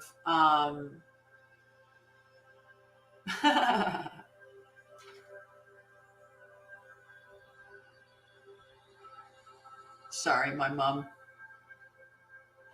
mom's like, give me 20, and I told her I'd call her when I'm done. I'm like, I might not be done in 20, but anyway, I sent it. So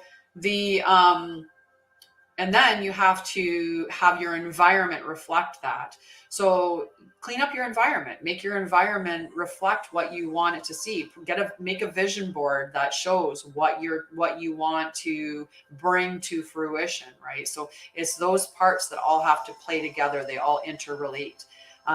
So that's this card had all of those messages, and then freed up. The essence that it comes to you in is or, you know, the form that it comes to you in. You work on the essence, and the universe provides the form, and however that form comes. So you might have envisioned it was a white-sided house, and meanwhile it shows up and it's a red brick, right? Be okay with that. Possibly at some point in time, you would be right, Varying Red Beer. I will have to clean the sofa of dog hair. That is a vision. All right, so next, I think Mel left. Mel had to leave, so I'm going to read her out on here. So we'll just skip past her. So next is Leslie. Ooh, Leslie, just thrown right out there. Ha! This is what we were just talking about a little bit. A tidy house, clarity, and organization. Right? Exactly. You can always. So number 1, Leslie. A tidy house, clarity and organization, a thorough inventory, an auspicious symbol. If your emotional world feels messy and unruly and you can't seem to get clear, it's time to see how your environment is affecting you. From my mouth to the cards. Although your inner world has a huge impact on what shows up in your outer world, the reverse is also true. You can be influenced by the people who populate your daily life and the energy of objects you surround yourself with. Basically, everything in your surroundings. Now is the time for an inventory and full clearing of your environment. Ask for clarity from your relationships and do not make assumptions at this time. Clear and unambiguous communication is key. You may choose to let go of some people from your life when this shows up. Love you. Have a beautiful day, CJ. This is a good thing. Otherwise, you might stay in these relationships too long out of a sense of obligation and social courtesy. when in truth, there is nothing holding you together. Be impeccable with your word. Say what you mean and be willing to make whatever changes are necessary to clean up your side of the street. If you know you are doing the right thing, it doesn't matter who has an opinion. That said, right now, once you are sure your proverbial house is a tidy one, there is a release of energy to begin new things, to enjoy life, and to know with certainty that you are on the right path. Right? It's just beautiful. And that's a Cleat-on. When a message that's being delivered to somebody else resonates with you, that's what a Cleat-on is called. We can call cuddles. That would work. I'm chilly right now, Redbeard. I'm wearing the tartan. That's what it is. That's what it is, Redbeard. It's the tartan. You're welcome. I talk about this when I talk about relationships, right? When you leave a relationship that's unhealthy, do a cleanse and remove the things. Like if you pick something up in your environment and it makes you feel bad or sad or whatever, then get rid of it, right? We think we need to hold on to these things like as mementos or, you know, to remember things, but our memory remembers things just fine, right? This sometimes you have to be aware of what the energy is that's bringing into your environment. So the first thing that you end up doing is releasing, like say your bed, right? If you've had a very toxic relationship, the energy that's stored within that mattress, probably don't want to bring that into your next relationship. Right? As an example. Okay, next is Oliviera. I do love the shaman's dream. And you don't have to apologize. I didn't know you left, but you don't have to apologize. Okay? Apologies are for when you've done something wrong. And if you haven't done anything wrong, in which in this case you haven't, then there's no need for an apology. LZ, I am seeing your name right now, and you are on the list. And funny, you got on the square that's bold. That's a bold. Okay, so Oliviera, my love, Will-o'-the-wisp. Treasures hidden in the shadows. Treasures hidden in the shadows. All right. 62 is the number for you, Oliviera. I'm waiting to see you come up on the list and say hello. I'm hoping that you didn't end up leaving. I know she's probably busy working though. But I'm going to write a 62 down beside Oliviera just in case. And, there we are. Perfect. Perfect. I didn't want you to miss your card, love. So Will-o'-the-wisp. Right? We say sorry. I've done that too. I've apologized to an object for bumping into it before. So Will-o'-the-wisp hovers in her luminescent glory above the twilight moors of your life, whispering for you to step into the fog, into the mystery, the unknown. You may have been visited by her before, but though intrigued, you refused her invitation. It would be safer, you decided, to remain on the journey you know. While you always have a choice as to whether to follow her or not, you never know when you might encounter her again. In this sense, turning away has its own consequences. Why is the known so appealing? It's only when you wake up to its restrictions, its soft prison or golden cage, that you realize there must be more. This is really like, I'm going to talk about the trauma story. Like this is the nervous system thing. So Will-o'-the-wisp has come to you once again to offer you magic, but you will have to sacrifice certainty in the pursuit of adventure, your comfort zone for the dangers of discovery, your well-trodden path for the detours that may very well lead you astray, or will they? Can you accept that losing yourself will bring you closer to your true self? The profound shift of an epiphany can occur only when you risk the detour and enter the unknown. Now is the time to trust higher forces to lead you into this place, these worlds hidden at the threshold between what was and what can be. Here is where you will learn about your own unmaking, to unmask yourself. Love what you discover, dark or light. See it all as divine, and find a quiet, thrumming power waiting for you to channel it into the world for good.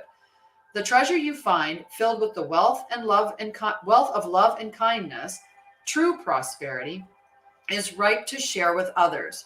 She is here for you now. Will you accept her invitation? A great bounty of goodness awaits you.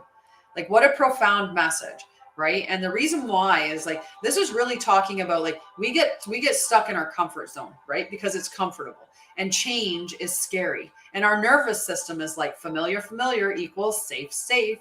Comfort is safe. Familiar is safe, right? So when we want to make those changes or go on that healing journey, it's scary. It's scary because our nervous system's like, that's the unknown, that's unsafe, that's unpredictable, I don't know what's going to happen. So we get afraid to take that step out into that unknown state of healing. But we need to do that. We need to make those things. That's where growth and evolution and healing is truly going to happen, is in that little space of the unknown, right? That step forward into that unfamiliar space. Right? Exactly. So come and hang out with me. I think it's an invitation for us to begin our journey. Just putting that out there, Olivia. Someday, when you're ready. And remember, you need to set up for your other, because you won last month. You have to remember, you have to set up for your next free reading. You can use the same link that I sent you last time when you won, because you can take that free link and set it up, and we will do our next free reading, because she won 2 months in a row, because Olivia is amazing. All right, so after Olivia, I put her on twice. We're gonna take that name off because that's a duplicate. Is Julie. Whoa, look at that, Julie, popping right out. Julie, beloved, radical acceptance, number 2. You are on the list, Ashanti. It's Julie, then Jess, Shams, Ashanti, and LZ. Okay, and that's all I have at this point. Okay. Number 2. You're welcome. I love it. I look forward to doing another reading with you. We'll see what we get this time. Yep, Joanne. It's, if I didn't say your name, Julie, Jess, Joanne. I might have skipped it because of the 3 J's in a row. Julie, Jess, Joanne. Love you. So when beloved appears, it requires 100% of your heart, body, and soul. Wait, Julie. Okay, perfect. Julie, perfect. I'm just starting your card. When beloved appears, it requires 100% of your heart, body, and soul. So beloved is the object of affection, radical acceptance, and loving what is. Don't try to squeeze the beloved into your schedule. Drop the busyness and receive the one you have been waiting for. Know that this card comes as a mirror to show you the divine within and invite your radical acceptance of everything you consider beautiful or ugly in your being, right? We radically accept all of it, right? You're not meant to love every bit of your you're not meant to like every bit of the things about you. There's characteristics and flaws in every single one of us, but we're meant to love ourselves regardless of those bits that we don't really like, right? That's accepting the shadow self, okay? So the beloved may not be a person at all. It might be a business venture, a project, or an adventure calling for your full attention. Love it. Let it light you up and give it your all. Surrender to this truth and know that you are gaining a passport to bliss, even when it feels that you are being consumed by the fire of the beloved. Do not hold back or be afraid, for you will emerge transformed. Surrender is the key. Allow yourself to be loved. Usher the harsh critic out the door and shut your eyes and ears to the judgment of others who have not been ignited by the divine blaze consuming you, for they will only attempt to douse your fire and leave you choking on the smoke. Be careful you are not seduced by false promises or falling prey to your extraordinary ability to sabotage your dreams and desires. Sink with and sink into your heart and trust your sense of what is true, and you will know what to do. The true beloved is never false. Every gift proffered is valuable. Recognize the many faces of the beloved and welcome them into your heart. You will be so glad you did. Just lovely. I feel like somebody's eating. Is somebody eating? I have the taste of food. Who's eating? What are you eating? It is a beautiful message. A beautiful message. You're cooking? I have one. Okay. I like food just came like, and it must have been Julie when I was talking with Julie. I just got that. Nom, nom, nom, nom, nom, nom, nom. Not coffee. It wasn't coffee. What are you eating, Julie? What's your lunch? What is your lunch? It is a great message, right? Radically accept ourselves, the good, the beautiful, and the ugly. They are what make us our unique selves. And sometimes what we find, ugly or that we dislike about ourselves is actually a key characteristic that helps us in certain things. I was tasting bread. I didn't get the fish yet, but depending on the fish that's on there, it's not necessarily like going to resonate as fishy. But I could taste like bread. I was just like, and maybe Salasia, are you making toast? Are you making like eggs and stuff? Like, what are you making? What are you cooking, Mama? Let me know. I'm hungry now, just so you know. I'm like hungry. All the foods made me hungry. All right, Jess is next. Okay. Whoa.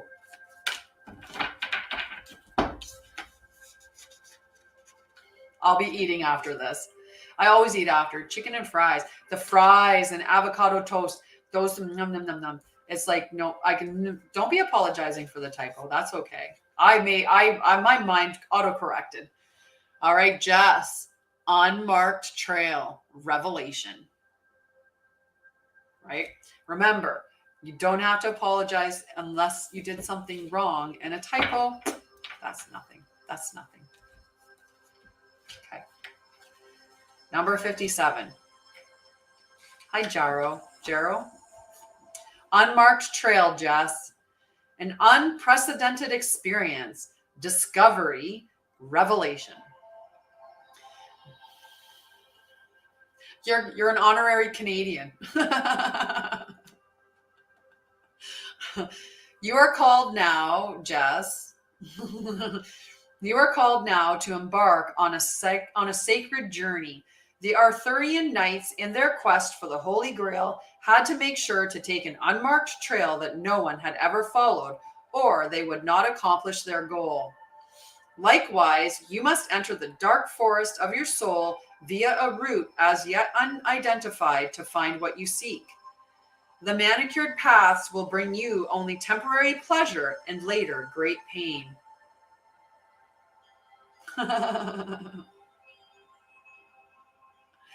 Oh, yes. I love avocado. Yummy. Okay. Stop it. You already know there is no reward at the end of the road you are following. You are only killing time. Pause, breathe, and commit in your heart to a sacred endeavor. Vow to not look for old solutions that may have worked with past challenges. Get out of character. Try the outrageous and keep your quest private. Now is the time to speak of the voice that called you to embark on the unmarked trail. That time will come. The unmarked trail can be a sign that you have already made a choice, even if you do not want to acknowledge it. Be at peace with what your heart knows to be true. Your heart has already been made up, and your mind will follow. Pack lightly, taking with you only essential beliefs that you know to be trustworthy under all circumstances. The universe has your back. I can put you on the list. Nishanthini. Okay, I had to really work on that. We're going to put Nish. But I'm going to put you on the board as Nish, just because that's a long name.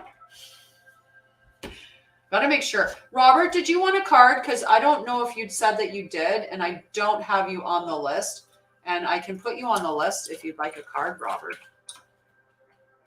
I'm just going to change my position a little bit. Okay.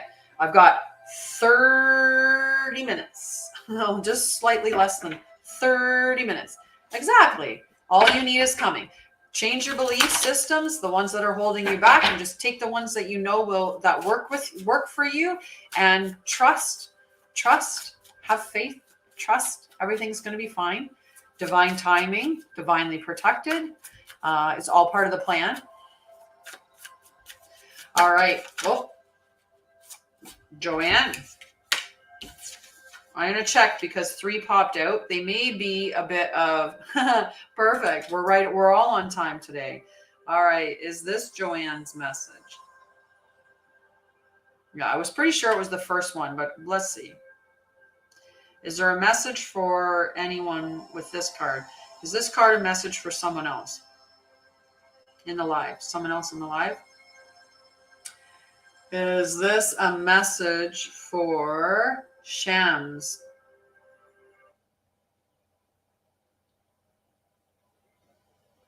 Somebody from British Columbia is calling me. That's not for me. Okay. Is this a message for someone else in the live? Okay. Perfect. All right. So we got we got a couple cards. So this one here is for Joanne. Covenant, sacred contract. Okay. Covenant. 222 on my clock there. We've been live for 2 hours and 22 minutes and 22 seconds right now. 2. All the twos. All right. Number 7, sacred contract. Covenant.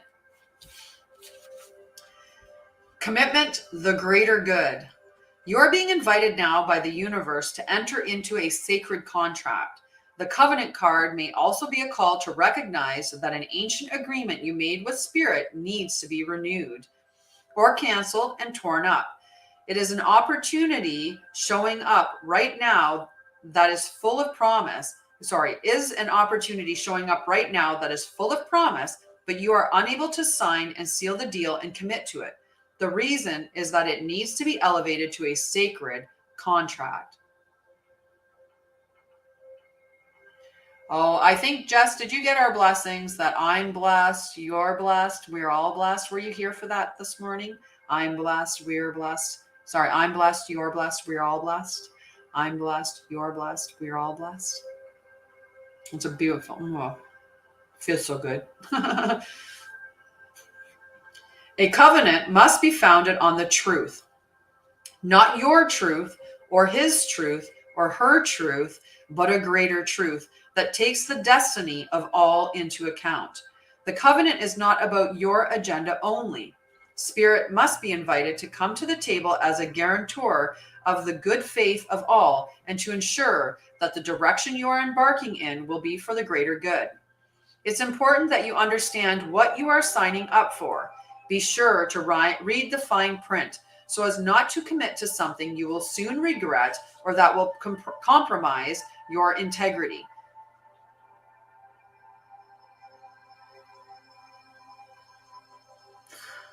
I love it. I love it.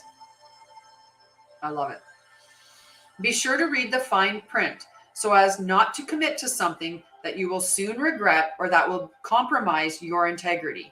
Do not hesitate to put all your own cards on the table so that your motives and desires are transparent and nothing is left in darkness. When shadow elements remain hidden, the covenant breaks down and becomes a contract with an unspoken dark side that is inevitably fulfilled. So that's a big card. Do you feel like is there some paperwork that you're signing now? Because it's a very important message to make sure that you're looking at the fine print. Like make sure that you address any contracts that come up in this time frame and make sure that they are true, being truthful, and that you know what you're signing for. Okay. All righty. Shams, are you still there? Shams, are you still there? Let me know, love, because if not, I'm going to move on, but I have your card, and it's a beautiful card. So let me know, Shams. I'm going to put his number down on his card, and then we'll move on. Next is Ashanti. Unless Shams shows up right here to say he's there, and then I'll read his card.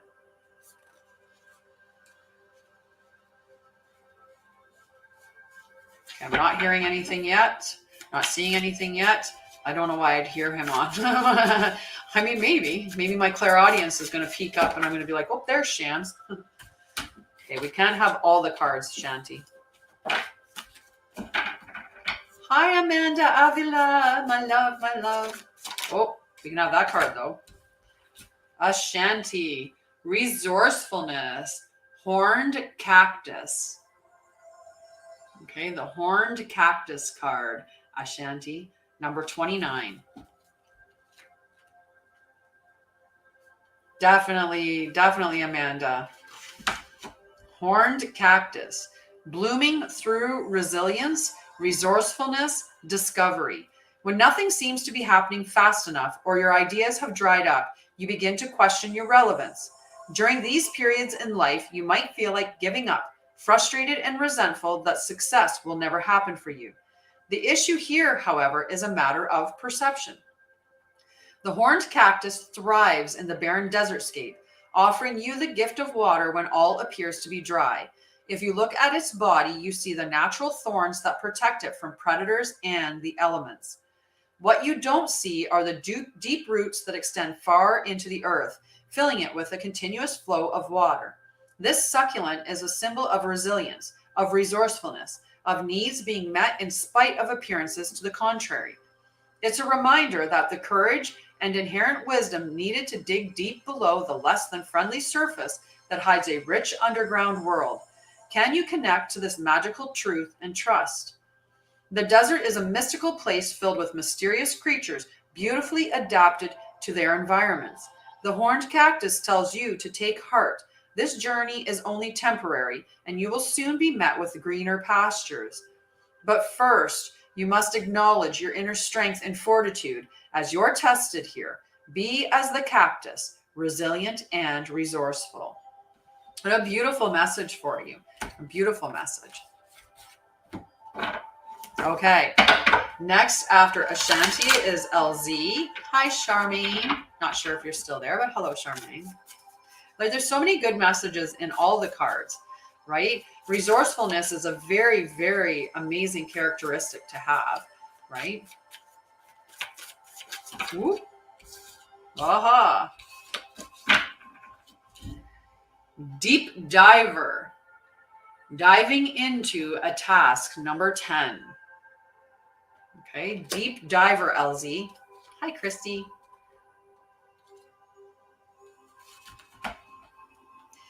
Embracing risk, diving into a task, new discoveries. It's easy to play in the shallows where the waters are clear and you can see all that glitters by your feet. Anyone can venture here. There's little risk. Nothing to discover, no dark secret, nothing that you can't already perceive. This is like staying in our comfort zone, all safe and cozy. The treasure has been long picked away, replaced by a gentle certainty. In the shallow river is safety and no surprises. Ah, but who's that calling you now? The deep diver invites you to take the plunge with him. You can't see the bottom, but you must swim into the dark depths to find the mystery that eludes you now. He knows where the pearls lie underneath the ancient sands. You are called to look beyond the surface of things for your answer. Let your intuition propel you into the water, allowing your memories to swirl around you and your emotions to well up as you face the unknown. Your curiosity will be your greatest guide. You'll surely discover something wondrous to bring back to everyone who is waiting by the shore. But only you will truly know the value of your discovery. Are you willing to do the work? Dive in, make the commitment to see it through, and you'll be amazed. I love it. It's beautiful. It's beautiful.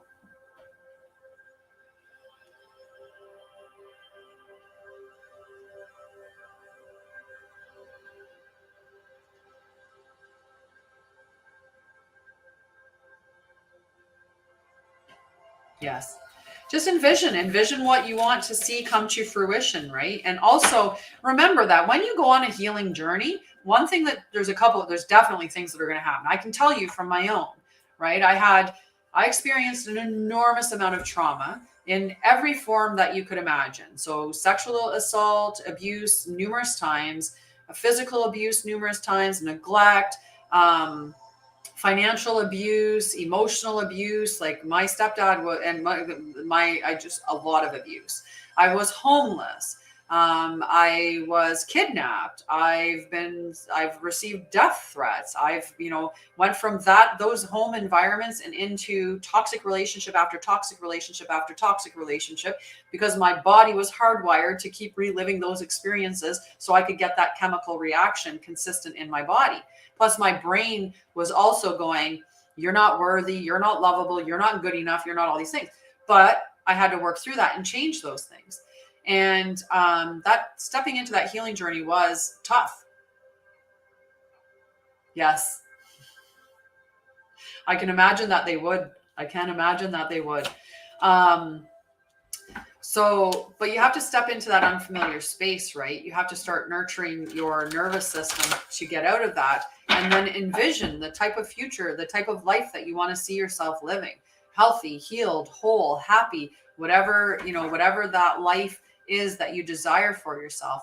You have to take those steps, because if you can sit there and think like, do you really want to sit within those spaces over and over and over and over again? You will if you don't do anything to change it. Right. And the definition of lunacy is doing the same thing over and over and over again, expecting a different result.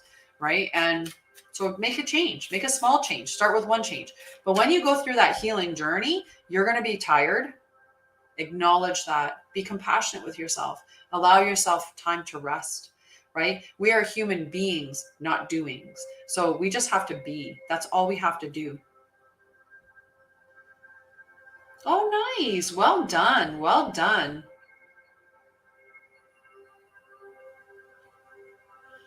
Yep, spend some time exploring that, right? And I say that when you're on your healing journey, you might not even know, well, what do I like? What do I dislike? Well, that's the discovery phase. That's when you get to have fun and play with new things, right? You get to there's so many things out there, right? So it's finding what are those new things. Some of the stuff you can work through those belief systems with affirmations. We can work through those belief systems with gratitude practice, right? Because when you start to train your mind, if you're constantly if you're constantly worried, you're going to constantly see things to worry about. If you're constantly grateful, you're going to constantly see things to be grateful for. So it does. It does. It does.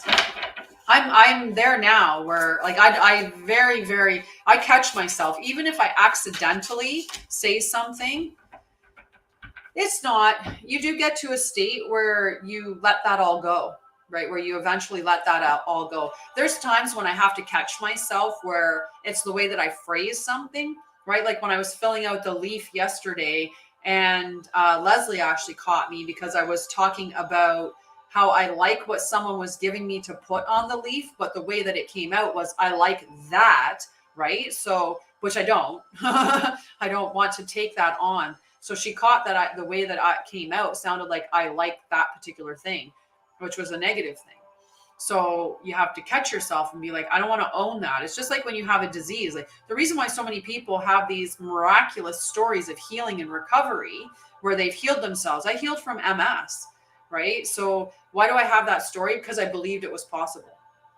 I had utmost faith in that I could recover from that. I did not own that. I didn't say and I don't say it now. Same thing with my mom. My mom wants to say, like, she has, there is a tumor in the pituitary gland that was detected through scans. And I caution her all the time not to say, I have, or my whatever, right? Don't own it. Never take ownership of something like that. Right. So it's important to listen to the language that you're using, not just in the name calling or negative language, but to look at the way that you phrase things within your life, just generally,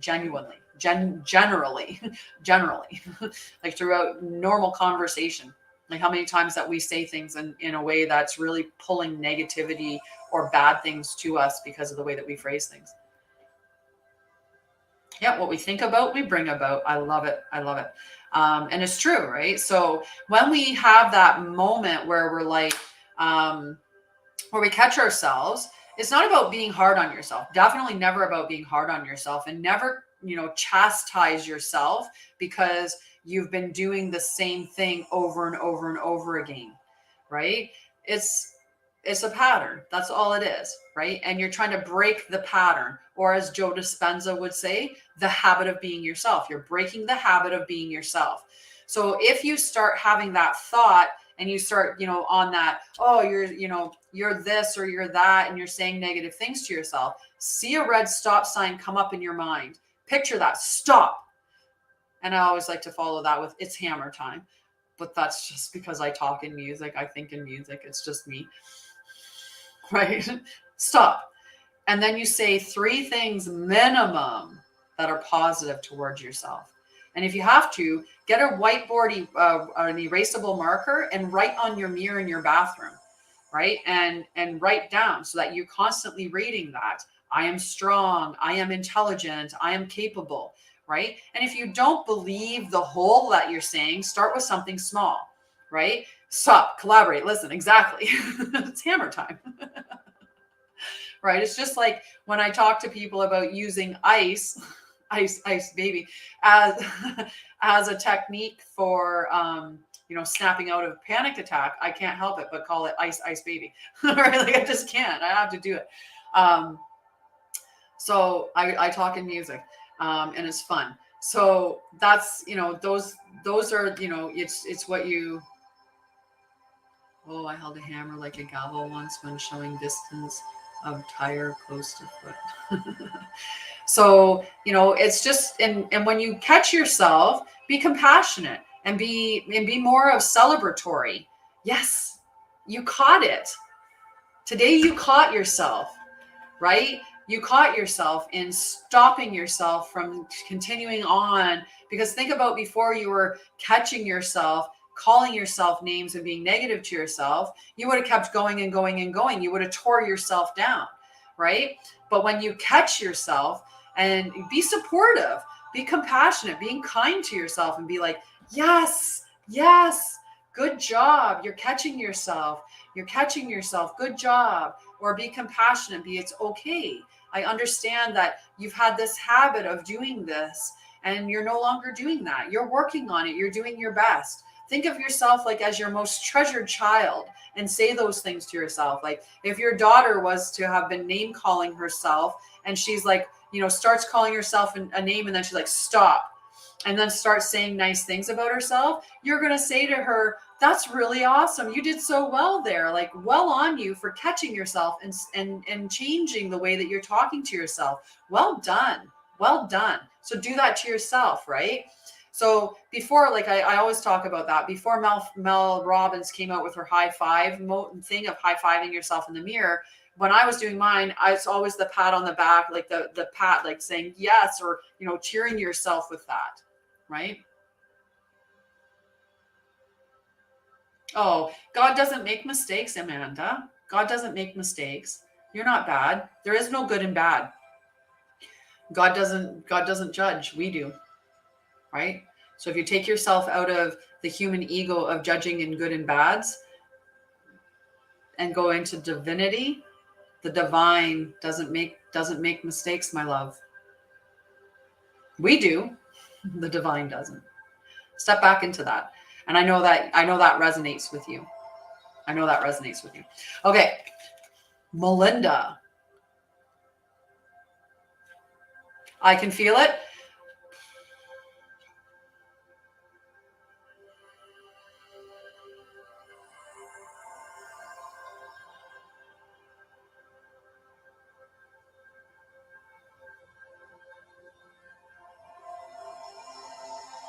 I just wanted to step in and give you a hug.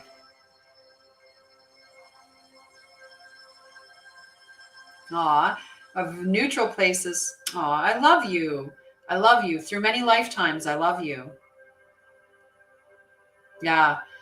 Yeah, that's that shame thing, right? Shame is not that you did something bad, it's that you are bad. And we have to relinquish shame. That's the one of the heaviest emotions, shame, guilt.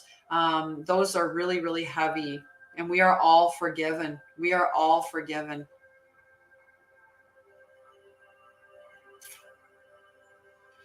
I like that. I like that. It's all an evolution. And no, it doesn't. Our past definitely doesn't. Yes, love through many lifetimes. I have loved Amanda for many, many lifetimes. So I've loved all of you for many lifetimes. If we're here together, we've been here before in different forms, and we've got this connection for a reason, right? So loved through many lifetimes. Feast of plenty for Melinda. Are you making food too?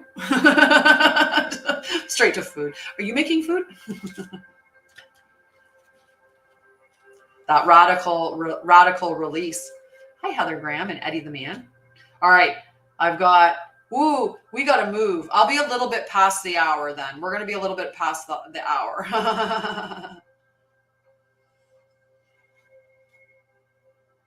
Yes, yes. Absolutely. I love that. I love that. I'm so happy that you're here too, LZ. So for Melinda, can you wait one more? Can I bump your card up? You just can't have Feast of Plenty. I'll shuffle the cards and read your card right now, Robert. If you have time to hear your card right now. Okay. This card came like it was like benefactor, grace and generosity, number 33. This is one of my favorite cards because I just think that it's just so cute. The little king mouse with the little queen mouse just all happy inside the top of the mushroom head. It's just so cute. So cute. And they're just all in there. I love it. I love triple threes. My company, Mind, Body, Spirit, Healthy Self, but Mind, Body, Spirit is the three, right? The three of them. So threes are resonating numbers with me, for sure. Okay, Robert, number 3, benefactor. Grace and generosity, gifts, support, mentoring. When the benefactor weaves her energy into your life, you're put on notice that all manner of positive reinforcement is coming your way.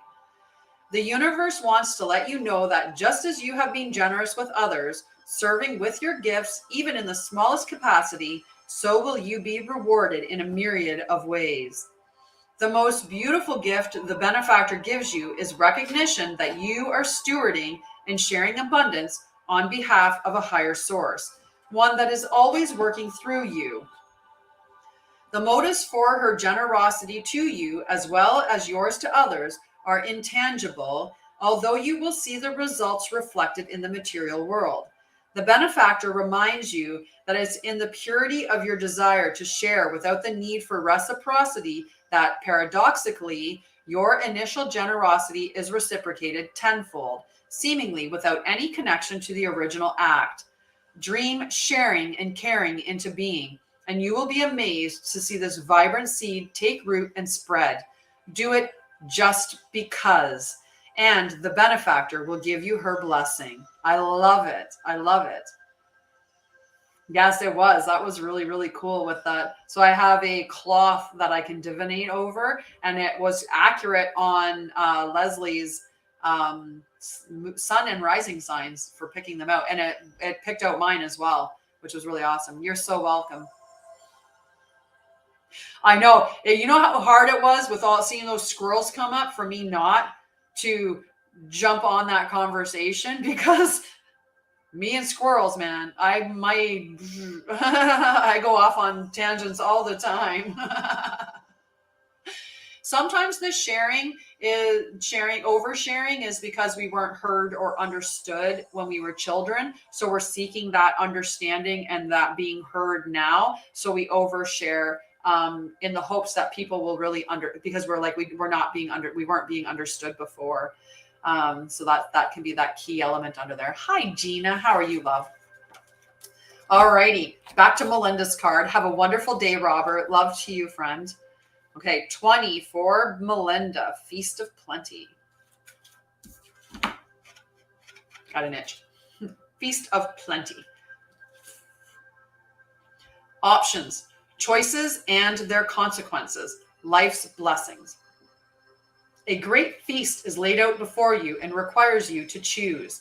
What will satisfy your hunger? Something new and unconventional with its potential for bitter and savory qualities, or something you already know you love? Yes. That's that not feeling accepted as who you are, or maybe even being chastised. And yeah, we're not putting any new people on the list this morning. We're just finishing up the list so that I can call my mummy. I'm surprised she hasn't called yet, but we're going to finish up the list, and then I'm going to eat and I'm going to call my mummy. Okay, a great feast is laid out before you and requires you to choose. What will satisfy your hunger? Something new and unconventional with its potential for bitter or savory qualities, or something you already know you love? You are faced with a plethora of options right now. And while that may seem to be an extraordinary thing, too many choices can throw you off balance. You might be worried that once you commit, you won't be able to turn back or refuse to confront the consequences of that decision. The most important thing to realize is that the feast is offering you experience. No amount of overanalyzing or strategizing will help you make the right choice now. Don't debate the right and wrongness. Instead, just choose. In the choosing is the seed of experience, and that is what is necessary now. Sour, bitter, sweet, savory. What matters is relishing the experience until you digest all that your choice is offering you right now. Only one warning. Avoid the same choice if it keeps you hungry. If something didn't feel good or does not bring you what it seemingly promised, do not choose that again. The experience will only repeat itself, and you will have more than a bad taste in your mouth. The feast is yours to enjoy. You can always go back for more when you're hungry again, for life's blessings are ever available to you and calling your name. Well, for Melinda,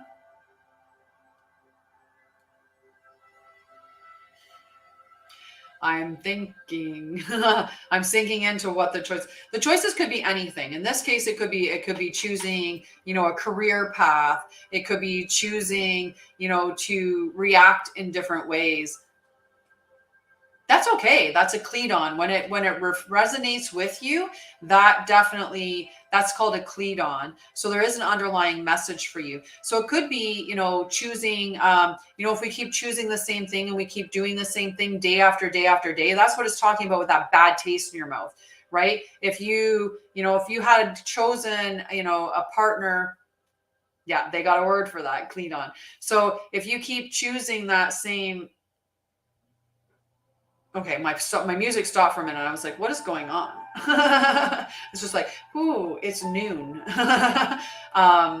So if you keep choosing the same thing over and over and over and over again, you're going to get the same thing. And that's the definition of lunacy, is if we expect something different, even though we make the same choices or do the same things, right?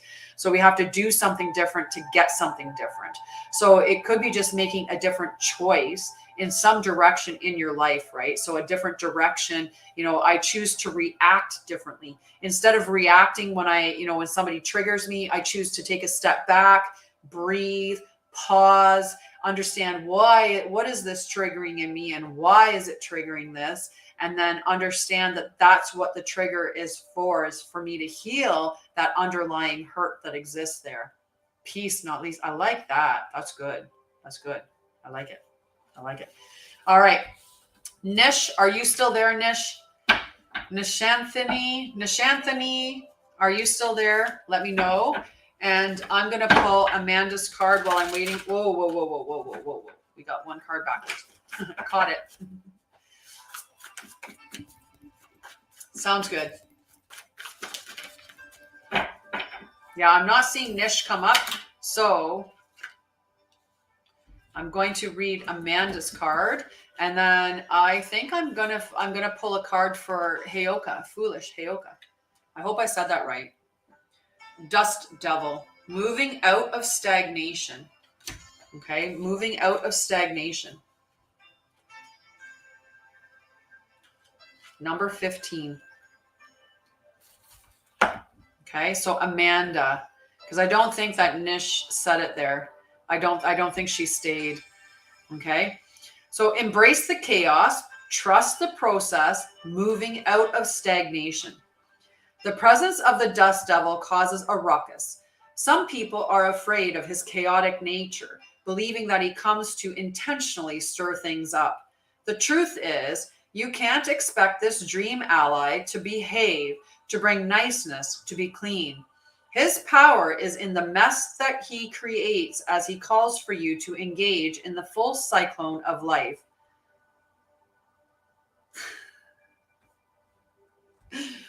He represents two aspects to you now: the winds in your outer life appearing to throw you off course, where you assume the world is coming at or happening to you, and the winds churning inside you, with the dust devil arising from your dreamscape to help you escape your invisible chains shackling you to a barren desert. Have a beautiful day, Julie. Stop asking for things to be perfect. Awkward, messy, conflicted, exuberant, and wild is how you shift. Trust this process. The dust devil knows what you need when you need it. I love you too, Julie. Once things settle, you will see the gleaming jewels awaiting your discovery, the wisdom awaiting integration. And just remember, when stuff is chaotic and swirling and stuff, things are going to be thrown away from you, and they're the stuff that you don't need, right? That's what reveals what's left over, what's left behind is what you genuinely need to take with you into the next stage of your life. Okay? So we'll be back tomorrow, Julie. Not sure what we're doing tomorrow. We might go for a walk on Wednesday. Depends on the weather. Maybe we'll walk down to the further spot. We'll see what I can do. I need to find a way to take my coffee with me or drink my coffee before I go. Maybe that's what I'll do. I'll just get up and drink coffee before I go. The other morning I went for a big long walk before having my coffee and came back with a headache. All right. Heyoka. My mom hasn't commented anything, so she must be realizing I'm just a few minutes behind. I'm surprised she didn't call me right away. Ooh. Netcaster. Preparations come to fruition. I love this card. There's nobody over there looking right now, so right? Number 42. Preparations come to fruition, a surprise, a result beyond expectations. The netcaster arrives to tell you to stop praying for the fish. They have arrived, and it's time that you cast your net lest they swim away. This is for Heyoka.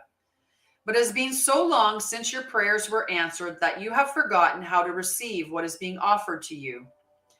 Put down the prayer beads and open your arms and your heart to rewards beyond measure.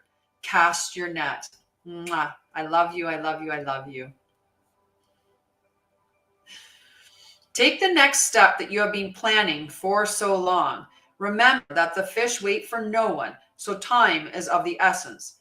Heaven and earth are in perfect alignment for your victory. The stars are positioned for success.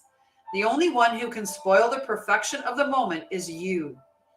If you ask, do I really deserve this? You will sabotage the magic and shatter the crystalline flawlessness of the now. The netcaster can also arrive to bring you bad news, to tell you that you have been snared in someone's trap and must wriggle free. Right now, it feels comfortable enough, even as the net begins to tighten around you.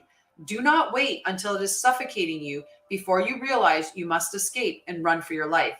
It is still early enough to exit gracefully. Bide your time until all the conditions are right.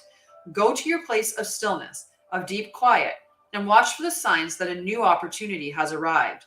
Right now, you are patient because you feel that things will go your way. Learn to be patient with all the people and situations that are more than challenging. Right, the other side to the coin. Exactly. Okay, I'm going to pull Kita's card right now, though, because I'm just not sure when I'm going to get the mod call in. So I just want to pull it right now. Okay. That's interesting that Empty Nester Gypsy came on when we were reading the Netcaster card. And Kita's card just flew at me. Winter's Dream for Kita, gestation period. Okay, just make sure that Kita, I want to make sure that Kita's definitely hearing this card. Yes, yes. I think that it could be boding, it could be saying good news, but if we continually, allow ourselves into those comfort spaces, right? And sometimes if we're not aware of it, we don't pay attention to the flags as they're coming up, and we just just disregard that flag and disregard that flag and disregard that flag. That's how we end up ensnared in that little nest and that net, right? Where we're trapped. Because next thing you know, we're like 8 years into a relationship going, what the heck? I like it. I like it. Okay, Kita, gestation period, number 63, Winter's Dream. Winter's Dream. Sanctuary, conscious awareness. The Winter's Dream is a summon to go within. Your life force longs to turn inward, like the sap of trees returning to the roots. Cast your gaze toward the deep and hidden places in your heart. Come to rest again in the sanctuary and safety of your soul and be at peace, basking in your crystalline clarity in that quiet space. This is not hibernation. Do not fall asleep. Take your quiet, wakeful nature with you into stillness and know that you are replenishing your life force. Trust that the deeply buried seeds inside your soul, the ones you planted even before you were born, are stirring softly, ready to awaken with the spring. But do not try to rouse them early. Instead, surrender to the quiet of Winter's Dream. Winter's Dream can lull you into a slumber where you can lose consciousness and be caught in a nightmare. Awaken, awaken. Find that easy return to wakefulness that brings you clarity. This is a time to set your priorities in order, yet not to act on any of them. Allow the clarity and transparency that comes with Winter's Dream to permeate your heart and soul. The time for action will come later. Remember that all things are born of dreams, and your task is to wake up within the dream to lucidly guide it to your chosen destination.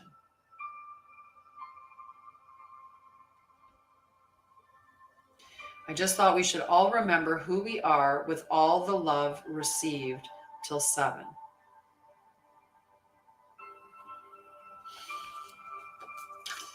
Well, I love you guys. Bring the unknown gifts back to the known. We could try that for sure. We should all remember who we are with all the love received till 7.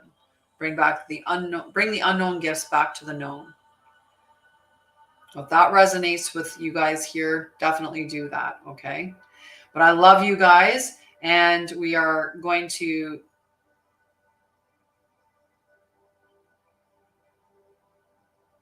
I see. From 7 years old, yes. Right? And that's important, right? If we had different lives, like we were raised differently up until we were 7 years old. And the reason why I chose to do the first 7 years of our lives is because those are the most impactful years. That's where we learn our foundations of who we are. That's where we gain our abandonment issues and all of our not good enoughs and not feeling like we're lovable and all of that stuff. That's where we learn those things through those early formative years.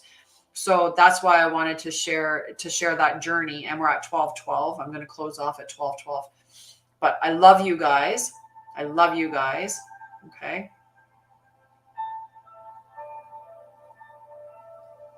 Yes. Love you guys. Okay. Have a beautiful day. I love you guys across multiple timelines. Absolutely. From this one beyond. beyond. And I will talk to you soon. Whoever has scheduled a call with me and whoever, we're set up to talk with, I will talk with you soon. Otherwise, I hope to see you tomorrow. Okay. Love to you guys. Okay. But I'm out. I'm going to shut this one down. Bye, guys.